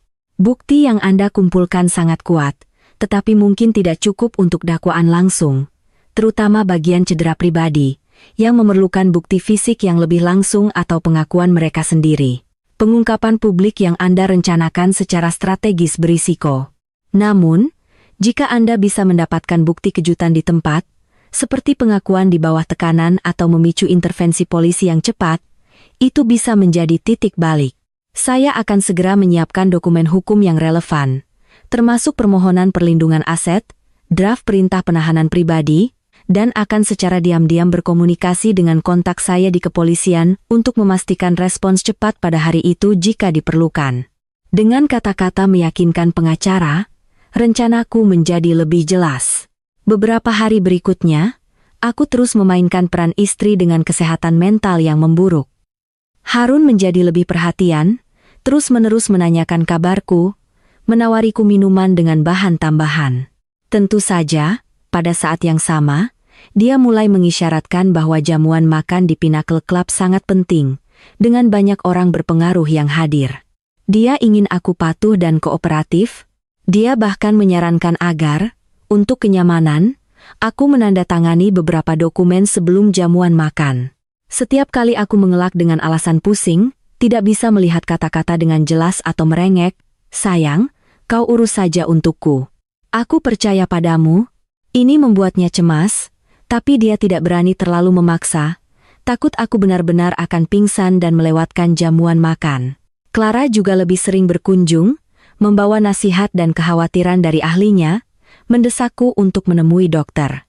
Aku selalu menunda, dengan alasan takut atau berjanji akan pergi setelah jamuan makan. Secara rahasia, Ari dan aku bekerja keras. Kami dengan cermat merencanakan setiap skenario yang mungkin terjadi di jamuan makan dan bagaimana meresponsnya. Ari bertanggung jawab untuk berkoordinasi dengan PI untuk memastikan mereka dapat menangkap momen-momen penting hari itu, dan untuk mengatur orang-orang yang bisa diandalkan untuk menyamar sebagai pelayan atau tamu. Pinnacle Club memiliki keamanan yang ketat. Dia menarik banyak tali.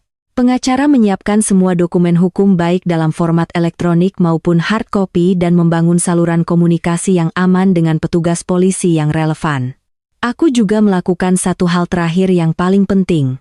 Aku diam-diam pergi ke rumah sakit untuk pemeriksaan kesehatan menyeluruh, terutama tes darah dan urine, dan meminta dokter mengeluarkan sertifikat yang menyatakan bahwa aku dalam keadaan sehat tanpa diagnosis penyakit mental apapun.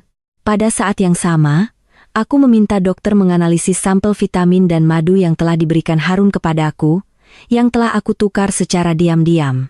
Tes pendahuluan mengkonfirmasi keberadaan zat terlarang. Laporan lab ini akan menjadi palu paling langsung yang akan kugunakan untuk menjatuhkan mereka.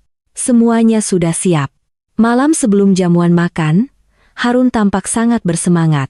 Dia memelukku dan berbicara panjang lebar tentang rencana masa depannya. Bagaimana semuanya akan menjadi lebih baik setelah proyek berhasil dan masalah keuangan terselesaikan. Aku bersandar padanya, jari-jariku dingin, tapi wajahku menunjukkan senyum penuh harap. Dalam hatiku, aku berbisik, "Harun, Clara, hari-hari baikmu sudah berakhir. Besok adalah malam pembukaan festival kehancuran. Aku sudah mempersiapkannya khusus untukmu." Pada hari jamuan makan di Pinnacle Club, aku mulai bersiap-siap sebelum senja. Wanita di cermin mengenakan gaun satin putih mutiara. Potongannya elegan dan sederhana, dengan sempurna menonjolkan bentuk tubuhnya tanpa berlebihan. Seorang penata rias profesional telah dengan terampil mengikat rambut panjangku ke belakang, memperlihatkan leher ramping. Aku mengenakan sepasang anting-anting berlian kecil, salah satu dari sedikit perhiasan yang ditinggalkan ibuku. Riasan halus menyembunyikan pucatnya wajah dari kelelahan berbulan-bulan. Sedikit lipstik merah menyala mencerahkan wajahku dan berfungsi sebagai deklarasi perang diam-diam. Harun masuk ke ruang ganti. Ketika dia melihatku, matanya berbinar. Dia datang dari belakang, melingkarkan tangannya di pinggangku, dan menyandarkan dagunya di bahuku, melihat pantulan kami di cermin. Nada suaranya penuh pujian dengan sedikit kebanggaan posesif. "Sayang, kau terlihat sangat memukau. Kau akan menjadi wanita paling bersinar di ruangan ini malam ini." Aku menahan keinginan untuk mendorongnya pergi, tersenyum lembut dan sedikit lemah pada pantulan kami. "Sayang," aku sedikit gugup, kepalaku masih terasa agak berkabut. "Jangan gugup. Ini hanya pertemuan makan malam, beberapa mitra penting dan mentor. Kau hanya perlu berdiri di sisiku dan tersenyum." Dia mencium pipiku, lalu meneliti wajahku. "Jika kau benar-benar tidak enak badan, kita bisa pergi lebih awal, tapi malam ini sangat penting. Apakah proyek mendapatkan putaran pendanaan berikutnya tergantung pada malam ini. Kau akan mendukungku, kan?" Di sanalah dia, memulai dengan manipulasi emosional dan tekanan lagi. "Ya, aku akan berusaha sebaik mungkin," bisikku, menundukkan pandanganku. Jari-jariku mengepal erat. Tersembunyi di saku ramping gaunku adalah perekam mikro kecil yang terhubung ke ponselku melalui Bluetooth, sekarang beroperasi diam-diam. Pada saat yang sama, gelang yang tampak biasa di pergelangan tanganku adalah perangkat peringatan darurat yang terhubung langsung ke Ari dan pengacaraku. "Ayo pergi. Sopir sudah menunggu di bawah," kata Harun bangga sambil menggandeng tanganku. Di mobil mewah menuju Pinnacle Club, aku menyaksikan lampu neon kota melesat melewati jendela. Jantungku berdetak stabil dan kuat. Tidak ada kekacauan yang kuduga, hanya tekad dingin. Ari dan orang-orangnya seharusnya sudah berada di posisi. Pengacara dan polisi juga siaga. Bukti dari Bapak Dedi, pernyataan saksi dari Maria, yang sudah disiapkan pengacara, laporan lab rumah sakit, foto-foto PI, dan semua berbagai bukti yang tersimpan di ponselku. Semuanya sudah siap. Tinggal aku mengangkat tirai di panggung megah ini. Pinnacle Club memenuhi namanya. Pintu masuknya sederhana, tapi interiornya mewah memukau. Ruang perjamuan berada di lantai paling atas dengan jendela setinggi langit-langit yang menghadap setengah cakrawala kota yang berkilauan. Banyak tamu sudah tiba. Pria berjas rapi dan wanita berhiaskan perhiasan memegang gelas sampanye mengobrol dengan suara pelan. Suasana elegan dan eksklusif. Harun membimbingku melewati kerumunan, terus-menerus menyapa kenalan dan memperkenalkan. "Bapak Rudi, Ibu Dewi, Nona Indah, ini istri saya, Liana. Liana, ini Bapak Zulham dari perusahaan investasi, kontributor utama proyek kami. Ini Bapak Kamil dari Departemen Perencanaan Kota yang selalu sangat mendukung inisiatif energi baru." Aku menjaga senyum sopan, menyapa setiap orang, memainkan peran Nyonya Setiawan yang pendiam dan patuh. Aku bisa merasakan banyak mata tertuju padaku, menilai, ingin tahu, dan beberapa hanya mengagumi. Harun jelas menikmati momen pamer yang membanggakan ini. Percakapannya menjadi lebih bersemangat. Clara juga ada di sana. Dia mengenakan gaun punggung terbuka merah marun yang mencolok, riasannya tebal. Dia memegang gelas sambil mengobrol dengan beberapa orang. Ketika dia melihat kami, dia meluncur dengan anggun. "Harun, Liana, kalian sudah datang." Dia mengaitkan lenganku dengan intim, suaranya genit. "Liana, kau terlihat cantik malam ini, hanya sedikit pucat. Apakah kau belum cukup istirahat?" Dia menatapku dengan khawatir, tapi ada kilatan kemenangan jahat di matanya. Aku merasa jauh lebih baik. "Terima kasih atas perhatianmu, Clara," kataku, dengan lembut menarik tanganku, berpura-pura menggosok pelipisku. "Bapak Setiawan, Nyonya Setiawan, kalian pasangan yang sempurna." Dan Nona Clara terlihat bersinar malam ini. "Seorang pemain yang sangat kuat dalam tim Bapak Setiawan," kata seseorang di samping kami, dengan sedikit godaan. Clara terkekeh malu-malu, matanya melirik ke arah Harun. Harun hanya tertawa terbahak-bahak, mengangkat gelasnya sebagai tanda persetujuan diam-diam. Melihat mereka berinteraksi begitu terbuka di depanku, aku mencibir dalam hati. Di wajahku, aku hanya menundukkan kepala dengan malu-malu. Jamuan makan mencapai puncaknya, suasana ramai. Harun, sebagai salah satu tuan rumah, naik ke panggung untuk memberikan pidato singkat. Dia berterima kasih kepada para tamu, berbicara tentang masa depan proyek yang cerah. Kata-katanya tulus dan percaya diri, disambut tepuk tangan meriah. Setelah dia turun, dia segera dikelilingi oleh sekelompok orang yang terlibat dalam diskusi sengit. Clara memanfaatkan kesempatan itu untuk menghampiri, menarikku ke tempat yang lebih tenang di dekat jendela setinggi langit-langit dan menyerahkan segelas jus. Liana, minum jus. Kau masih tidak terlihat sehat. Aku baru saja berbicara dengan Ibu Rudy. Dia kenal seorang psikolog hebat yang baru kembali dari luar negeri. Dia berspesialisasi dalam mengobati gejala fisik yang disebabkan oleh kecemasan dan depresi. Bagaimana kalau setelah jamuan makan, aku membantumu membuat janji temu? Semakin cepat kau diperiksa, semakin cepat kau merasa lebih baik. Di sana lagi dia, begitu bersemangat untuk mendorongku ke jurang penyakit mental. Aku mengambil jus itu, tapi tidak meminumnya. Aku hanya memegangnya, menatap lampu kota yang berkilauan. Aku terdiam sejenak, lalu menoleh menatapnya. Suaraku begitu tenang, itu membuatnya sedikit gelisah. Clara? Sudah berapa tahun kita saling kenal? Clara terkejut sejenak, lalu tertawa. Sudah lama sekali. Lebih dari 20 tahun. Kenapa? Pertanyaan mendadak. 20 tahun. Ulangku perlahan. Kata-katanya lembut, tapi mengandung beban yang membuat senyumnya kaku. Aku selalu menganggapmu sebagai adikku. Aku mempercayaimu. Aku menceritakan segalanya, termasuk bagaimana aku dan Harun bertemu, bagaimana dia mendekatiku, keraguanku, dan kegembiraanku saat itu. Aku membagikan segalanya kepadamu. Senyum di wajah Clara hampir lenyap. Matanya berkedip. Liana, ada apa? Apakah kau terlalu memikirkan banyak hal lagi? Kita sahabat, tentu saja. Aku ingin kau bahagia. Harun sangat baik padamu. Ya, dia sangat baik padaku, kataku dengan sedikit senyum. Pandanganku melayang melewati bahunya ke Harun, yang tertawa dan mengobrol tidak jauh dari sana, lalu kembali ke wajahnya.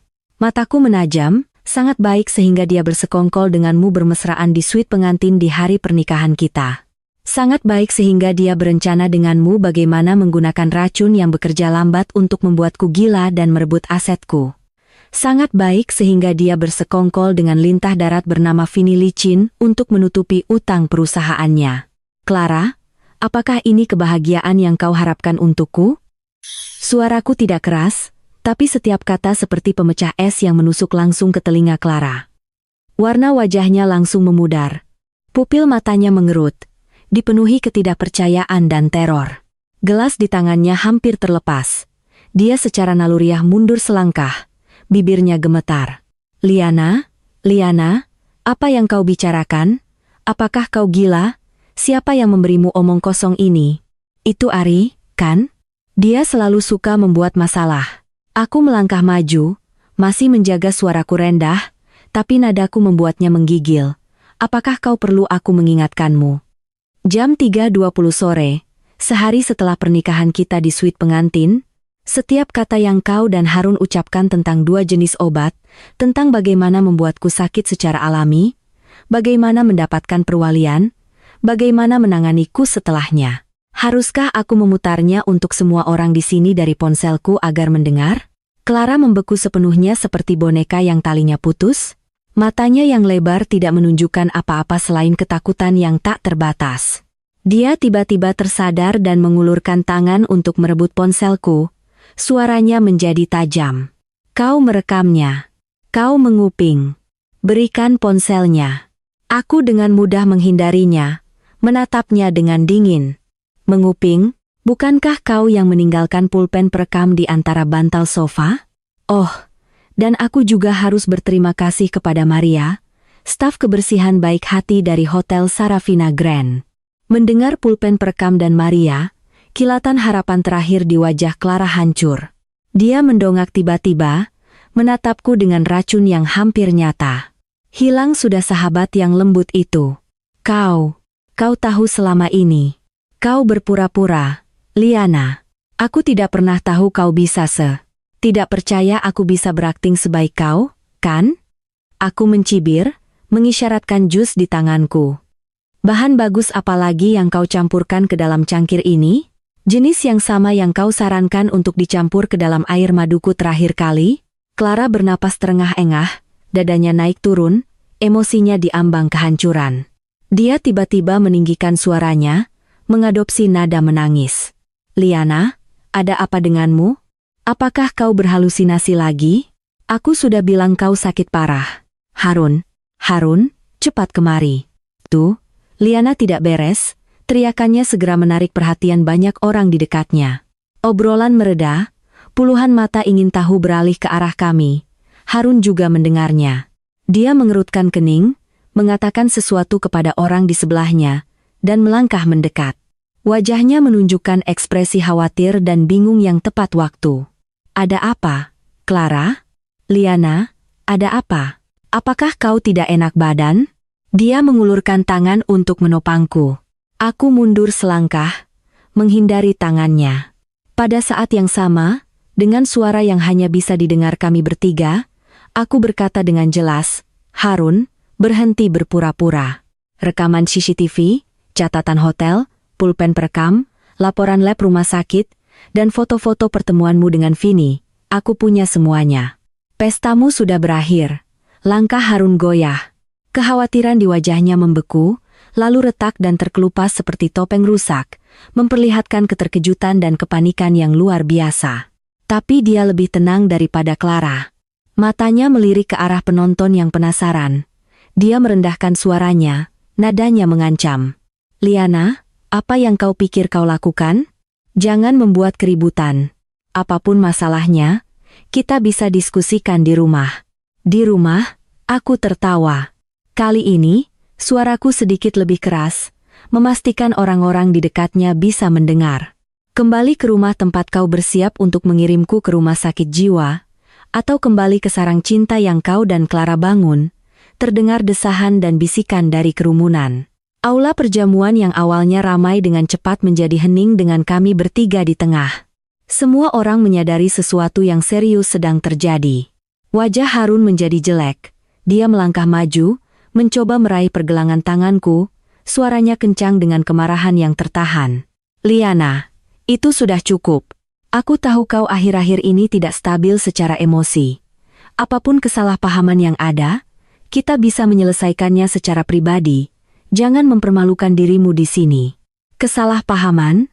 Aku dengan cepat menepis tangannya, mengeluarkan ponselku dari tas, dan mengangkatnya tinggi-tinggi. Pada saat yang sama, aku mengangkat suaraku, jelas dan mantap, melintasi aula yang tiba-tiba hening. Hadirin sekalian, saya minta maaf telah mengganggu malam Anda, tapi malam ini di sini saya harus membongkar penipuan. Penipuan yang direncanakan dengan cermat oleh suami saya Harun Setiawan dan sahabat saya Clara, setidaknya selama setahun, menargetkan saya secara pribadi untuk aset saya dan hidup saya. Aula menjadi riuh. Semua mata tertuju padaku, dipenuhi keterkejutan, rasa ingin tahu, dan ketidakpercayaan. Mata Harun memerah. Dia meraung, Liana, kau gila. Letakkan ponselnya. Keamanan? Di mana keamanan? Clara juga menjerit. Dia gila. Dia mengalami gangguan psikotik, bawa dia keluar dari sini. Tapi keamanan Pinnacle Club tampaknya lambat bereaksi. Orang-orang yang ditanam Ari yang menyamar sebagai pelayan diam-diam memblokir jalan menuju kami. Aku mengabaikan teriakan mereka. Aku mengetuk ponselku dan memutar file audio pertama, rekaman percakapan mereka di suite pengantin tentang rencana pemberian obat. Sudah siap. Ada dua jenis, satu bekerja cepat, yang lain adalah jenis kronis. Setelah dia memburuk sampai titik tertentu, aku, sebagai suaminya, akan mengajukan diri menjadi walinya. Suara kejam Harun dan nada jahat Clara yang diperkuat oleh pengeras suara ponsel bergema jelas di aula yang hening dan mewah. Astaga, apa ini? Pemberian obat? Wali hukum? Upaya pembunuhan? Ini mengerikan. Desahan, bisikan, dan argumen pecah dengan keras. Semua orang terkejut dengan percakapan jahat yang terang-terangan. Tatapan mereka ke arah Harun dan Clara langsung berubah dari kekaguman menjadi keterkejutan, jijik, dan ketakutan. Di bawah sorotan mata yang tak terhitung jumlahnya, dan rekaman yang memberatkan, wajah Harun dan Clara menjadi pucat pasi. Harun masih mencoba menerkamku untuk merebut ponsel, tapi dihalangi oleh seorang pria tua yang sudah lama tidak menyukai perilakunya dan sedikit tahu tentang masalah internal perusahaan Harun.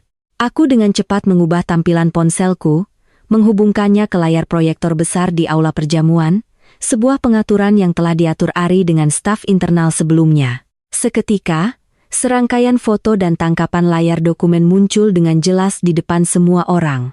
Tangkapan layar catatan Hotel Sarafina Grand pada tanggal yang berbeda. Foto punggung Harun dan Clara saat mereka berpelukan memasuki sebuah kamar. Foto-foto PI tentang mereka berciuman di mobil, bertemu diam-diam di kafe. Tangkapan layar kartu nama HC Capital dengan gelar Clara sebagai direktur investasi, catatan perusahaan Harun mentransfer dana ke rekening ibu Clara, draft surat kuasa, dan perjanjian tambahan untuk proyek penipuan yang telah kuambil fotonya di kantor Harun, laporan lab rumah sakit yang menunjukkan suplemenku terkontaminasi, dan akhirnya, gambar jelas Vini licin bertemu dengan Harun dan Clara di restoran, bersama dengan penjelasan singkat tentang latar belakangnya yang telah dikumpulkan Ari. Setiap gambar seperti tamparan keras di wajah Harun dan Clara dan di wajah para mitra dan mentor yang baru saja memuji mereka. Suasana berubah menjadi kekacauan total. Teriakan, makian, dan pertanyaan melayang tanpa henti. Harun, apa-apaan semua ini? Clara, bagaimana kau bisa? Vini itu adalah mafia. Harun, kau terlibat dengan orang-orang seperti itu? Bagaimana dengan investasi kita? Harun, jelaskan dirimu. Para eksekutif bisnis yang dulunya rapi dan tokoh-tokoh terkemuka kini berwajah pucat, menyadari bahwa mereka mungkin terlibat dalam penipuan besar-besaran, menghadapi potensi kerugian investasi dan risiko hukum. Tatapan mereka ke arah Harun dipenuhi dengan kebencian yang bisa menelannya bulat-bulat.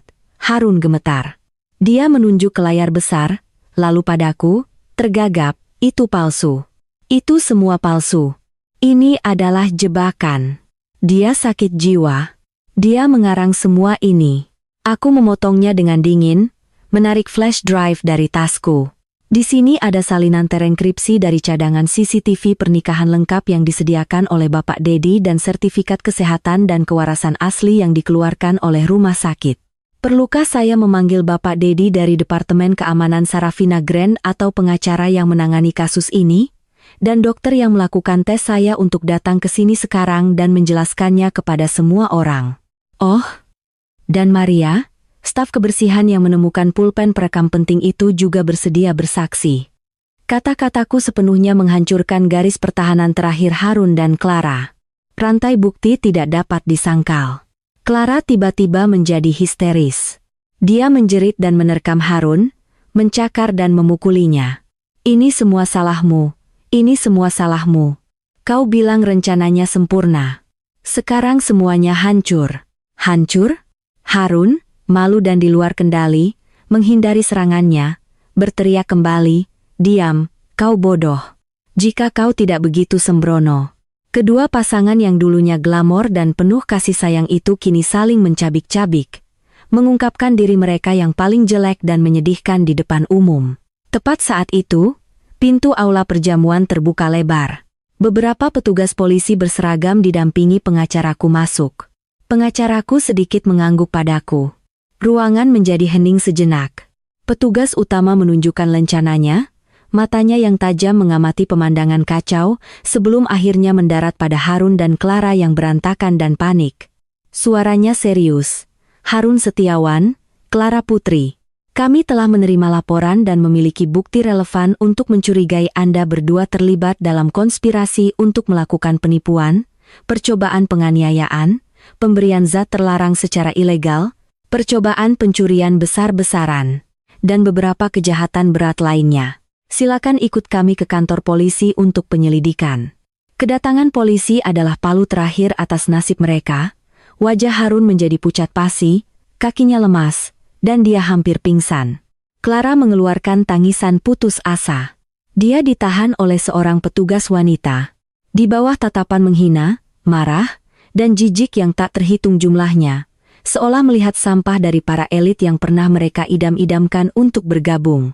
Harun dan Clara, diborgol dan digiring keluar dari Pinnacle Club, tempat di mana mereka bermimpi untuk menjadi kaya. Perayaan kesuksesan yang direncanakan dengan cermat telah berubah menjadi persidangan publik dan kehancuran mereka. Aku menyaksikan mereka digiring pergi sampai sosok mereka menghilang melalui pintu. Barulah setelah itu, punggungku yang tegak sedikit rileks.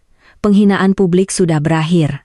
Tapi aku tahu hukuman hukum, pembagian aset, dan lubang menganga di hatiku, yang benar-benar dikhianati dan terluka, semuanya baru saja dimulai. Tapi setidaknya malam ini, aku telah memenangkan pertempuran pertama dan terpenting. Harun dan Clara, pembalasan mereka telah dimulai. Aku telah bertahan, dan aku telah mengambil kembali kendali atas hidupku sendiri. Setelah kembali dari malam mengejutkan di Pinnacle Club, aku jatuh sakit parah, bukan penyakit fisik, melainkan mental. Tali yang telah ditarik kencang selama berbulan-bulan tiba-tiba putus. Kebencian dan tekad yang telah mendukungku sepertinya ikut terseret bersama Harun dan Clara yang diborgol. Setelah merobek semua topeng, aku roboh ke dalam kelelahan yang mendalam dan mati rasa yang hampa. Selama berhari-hari, aku mengurung diri di rumah, tidak ingin melihat siapapun, tidak ingin berbicara. Makan dan minum terasa mekanis. Ari dan keluarganya bergantian menjagaku, membawakan sup, duduk bersamaku dalam diam, tidak terlalu banyak bertanya. Aku tahu mereka khawatir aku akan hancur. Pengacara menelepon, memberitahukan perkembangan awal kasus. Setelah ditahan, Harun dan Clara awalnya mencoba menyangkal semuanya, tetapi dihadapkan pada tumpukan bukti yang diajukan polisi, terutama rekaman CCTV lengkap dari Bapak Dedi, kesaksian Maria, sisa obat yang ditemukan di rumah mereka, dan beberapa dokumen penipuan yang belum sempat mereka hancurkan. Pertahanan mental mereka secara bertahap runtuh. Mereka mulai saling menyalahkan, masing-masing menuduh yang lain sebagai dalang. Mendengar kabar ini, aku tidak merasakan kepuasan yang kuduga, hanya rasa lega yang mendalam. Adegan-adegan pengkhianatan dan perhitungan masih terputar dalam benakku di malam hari, membawa serta rasa sakit yang tumpul dan kekecewaan. Tapi aku tidak menangis. Seolah semua air mataku telah tumpah malam itu di Pinnacle Club. Aku tahu aku tidak bisa terus seperti ini, demi semua orang yang peduli padaku dan yang terpenting demi diriku sendiri. Hidup harus terus berjalan, dan aku harus hidup lebih baik dari sebelumnya. Barulah setelah itu aku layak menjadi diri sendiri yang telah selamat dari cobaan ini. Aku memaksa diriku untuk bangun, keluar, dan menemui psikolog. Dokter mengatakan itu adalah reaksi stres pasca trauma yang khas, memerlukan waktu dan bimbingan profesional. Aku secara aktif bekerja sama dengan terapi dan juga mulai mencoba beberapa hal untuk menenangkan diri seperti merangkai bunga, yoga, atau hanya berjalan-jalan tanpa tujuan di taman, merasakan matahari dan angin. Perlahan, beban berat di dadaku mulai terangkat. Sementara itu, pembersihan dunia nyata berjalan lancar di bawah kerangka hukum. Kejahatan yang diduga dilakukan Harun dan Clara sangat banyak. Penipuan, pencurian besar-besaran dengan dalih pernikahan palsu, percobaan penganiayaan, pemalsuan, dan transaksi keuangan mereka. Dengan kelompok Vini licin, yang dapat melibatkan penggalangan dana ilegal dan pencucian uang. Polisi mengikuti jejak dan segera mengungkap sejauh mana utang perusahaan Harun dan rencana mereka untuk menggunakan asetku untuk menutupi kerugian dan melunasi lintah darat. Ketika kasus itu masuk ke proses peradilan, tim hukum yang kupekerjakan memainkan peran krusial. Mereka tidak hanya membantu polisi dalam mengumpulkan bukti, tetapi juga dengan cepat mengajukan permohonan perlindungan aset di pengadilan, membekukan semua rekening Harun, meskipun tidak banyak yang tersisa, dan rekening Clara serta ibunya, yang memiliki aliran kas mencurigakan. Lebih penting lagi, berdasarkan ancaman serius terhadap keselamatan pribadi dan propertiku, pengacara berhasil mengajukan perintah penahanan dan memulai proses perceraian terhadapnya. Perceraian adalah hal yang tak terhindarkan. Kejahatan Harun adalah bukti kuat bahwa hubungan perkawinan telah lama rusak oleh penipuannya dan niat jahatnya. Pengadilan dengan cepat mengabulkan perceraian. Dan karena Harun adalah pihak yang bersalah dan seorang penjahat, dia tidak hanya tidak berhak atas asetku sebelum menikah, termasuk dana perwalian, real estate, dan saham dari ayahku, tetapi bahkan apa yang disebut investasi yang dia lakukan dengan uangku. Selama kami hidup bersama singkat, Proyek penipuan dianggap sebagai transfer properti perkawinan yang jahat dan dia diperintahkan untuk mengembalikan dana dan membayar ganti rugi. Dengan kata lain, rencananya gagal. Dia kehilangan segalanya dan berakhir dengan utang besar padaku. Meskipun dalam kondisi saat ini, utang itu kemungkinan besar tidak akan pernah terbayar. Nasib Clara sama tragisnya. Sebagai kaki tangan, hukuman penjaranya tidak akan lebih pendek dari Harun. Pekerjaannya hilang. Reputasinya di komunitas kami hancur. Orang tuanya sendiri, karena malu, hanya muncul sekali selama sidang awal dan tidak pernah terlihat lagi. Aku mendengar kondisi emosinya di penjara sangat tidak stabil. Kadang menangis bahwa dia ditipu dan dipaksa oleh Harun, kadang mengutukku karena menghancurkan hidupnya. Rencana jahatnya untuk menjebakku sebagai sakit jiwa untuk menghindari hukuman menjadi bukti paling langsung dari niat jahatnya, yang menyebabkan hukuman yang lebih berat. Adapun Vini licin, berkat pengakuan Harun dan Clara serta beberapa petunjuk, polisi telah membongkar organisasi kriminalnya. Mereka dituntut atas pemerasan, pinjaman ilegal, dan penagihan utang dengan kekerasan. Hukum memiliki jangkauan yang panjang. Hukum memberi mereka hukuman yang pantas. Tapi aku mengerti bahwa pembalasan yang sebenarnya jauh lebih dari sekadar duduk di sel penjara. Pengacaraku pernah memberitahuku bahwa dalam pertemuan prasidang terakhir ketika Harun mengetahui dia menghadapi hukuman lebih dari 10 tahun, mungkin jauh lebih lama, dan bahwa dia masih akan dibebani dengan utang besar, kematian sosial, dan reputasi yang hancur.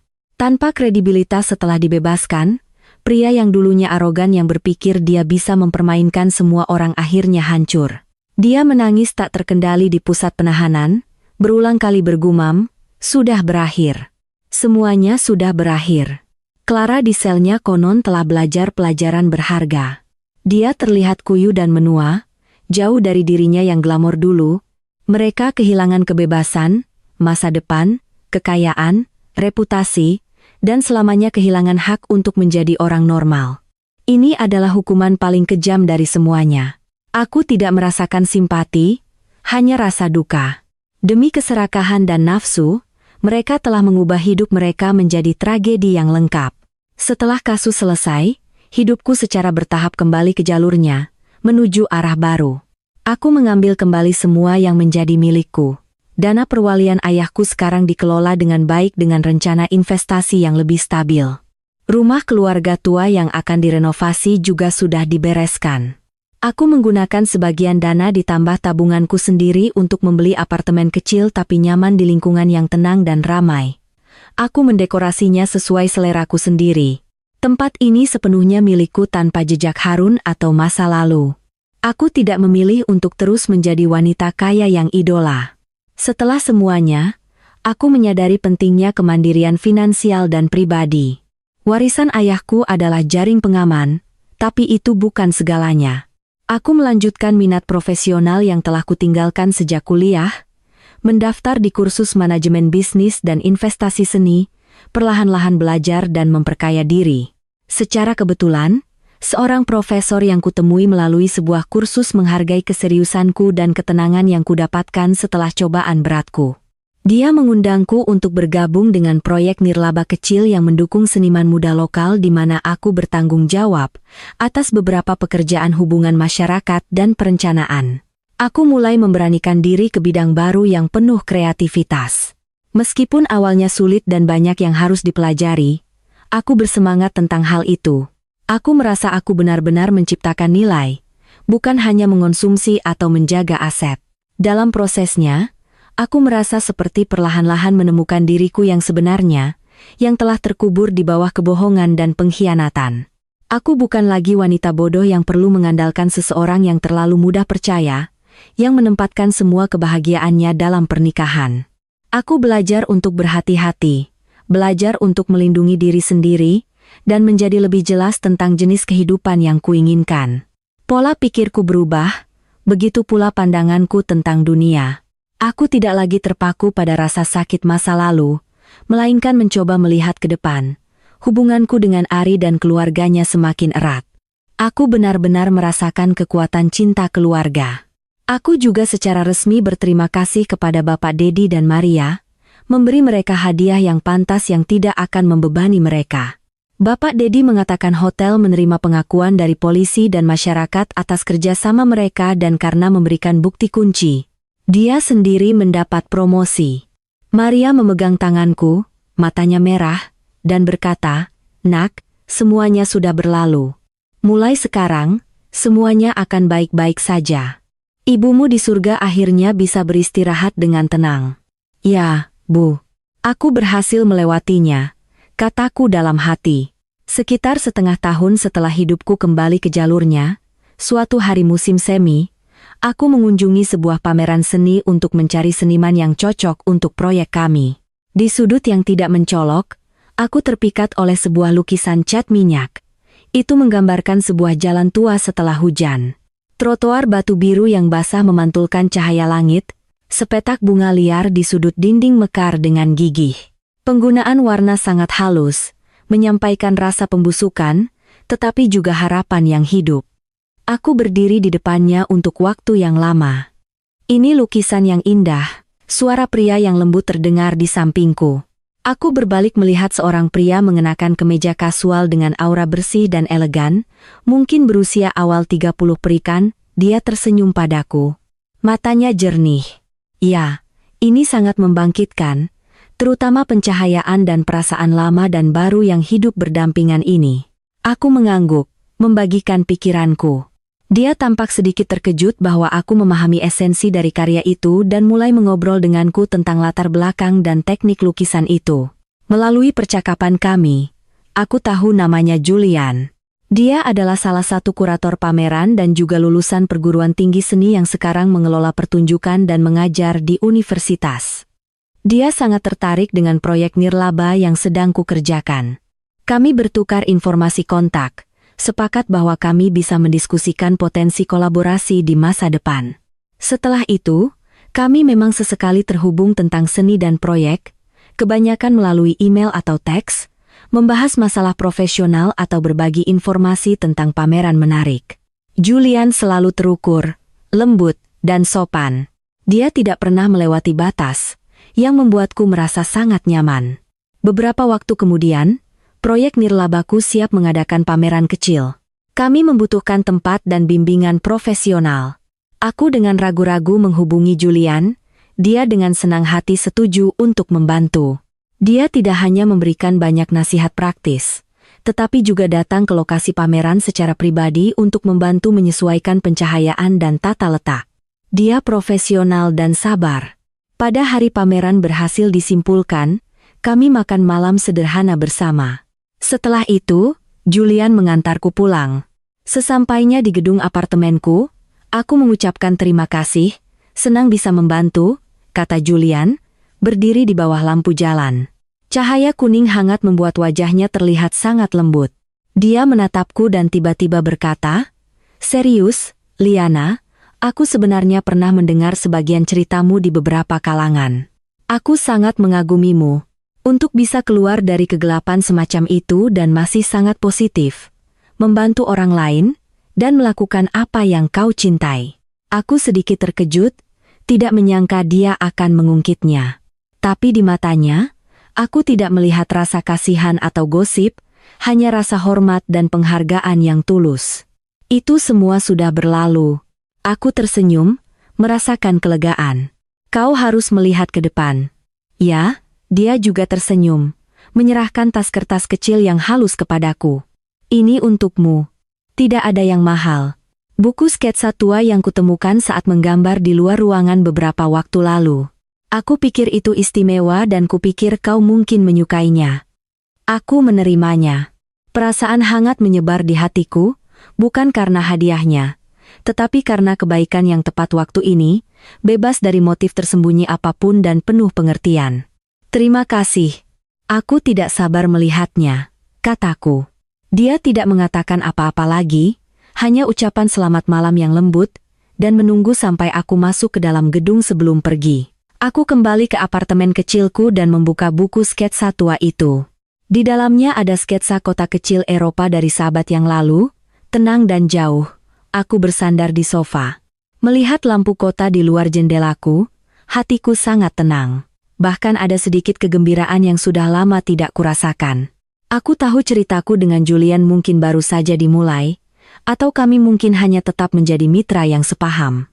Tapi bagaimanapun juga, itu adalah hubungan yang baru, sehat, dan menenteramkan. Aku tidak lagi terburu-buru untuk menggenggam sesuatu untuk membuktikan diriku. Aku juga tidak takut untuk percaya lagi. Aku adalah orang yang mandiri, utuh, dan aku bisa menghadapi siapapun, hubungan apapun dengan ketenangan. Malam semakin larut. Aku menutup buku sketsa. Di nakasku ada foto keluarga orang tuaku dan aku dari bertahun-tahun yang lalu. Aku dengan lembut menyentuh bingkai itu.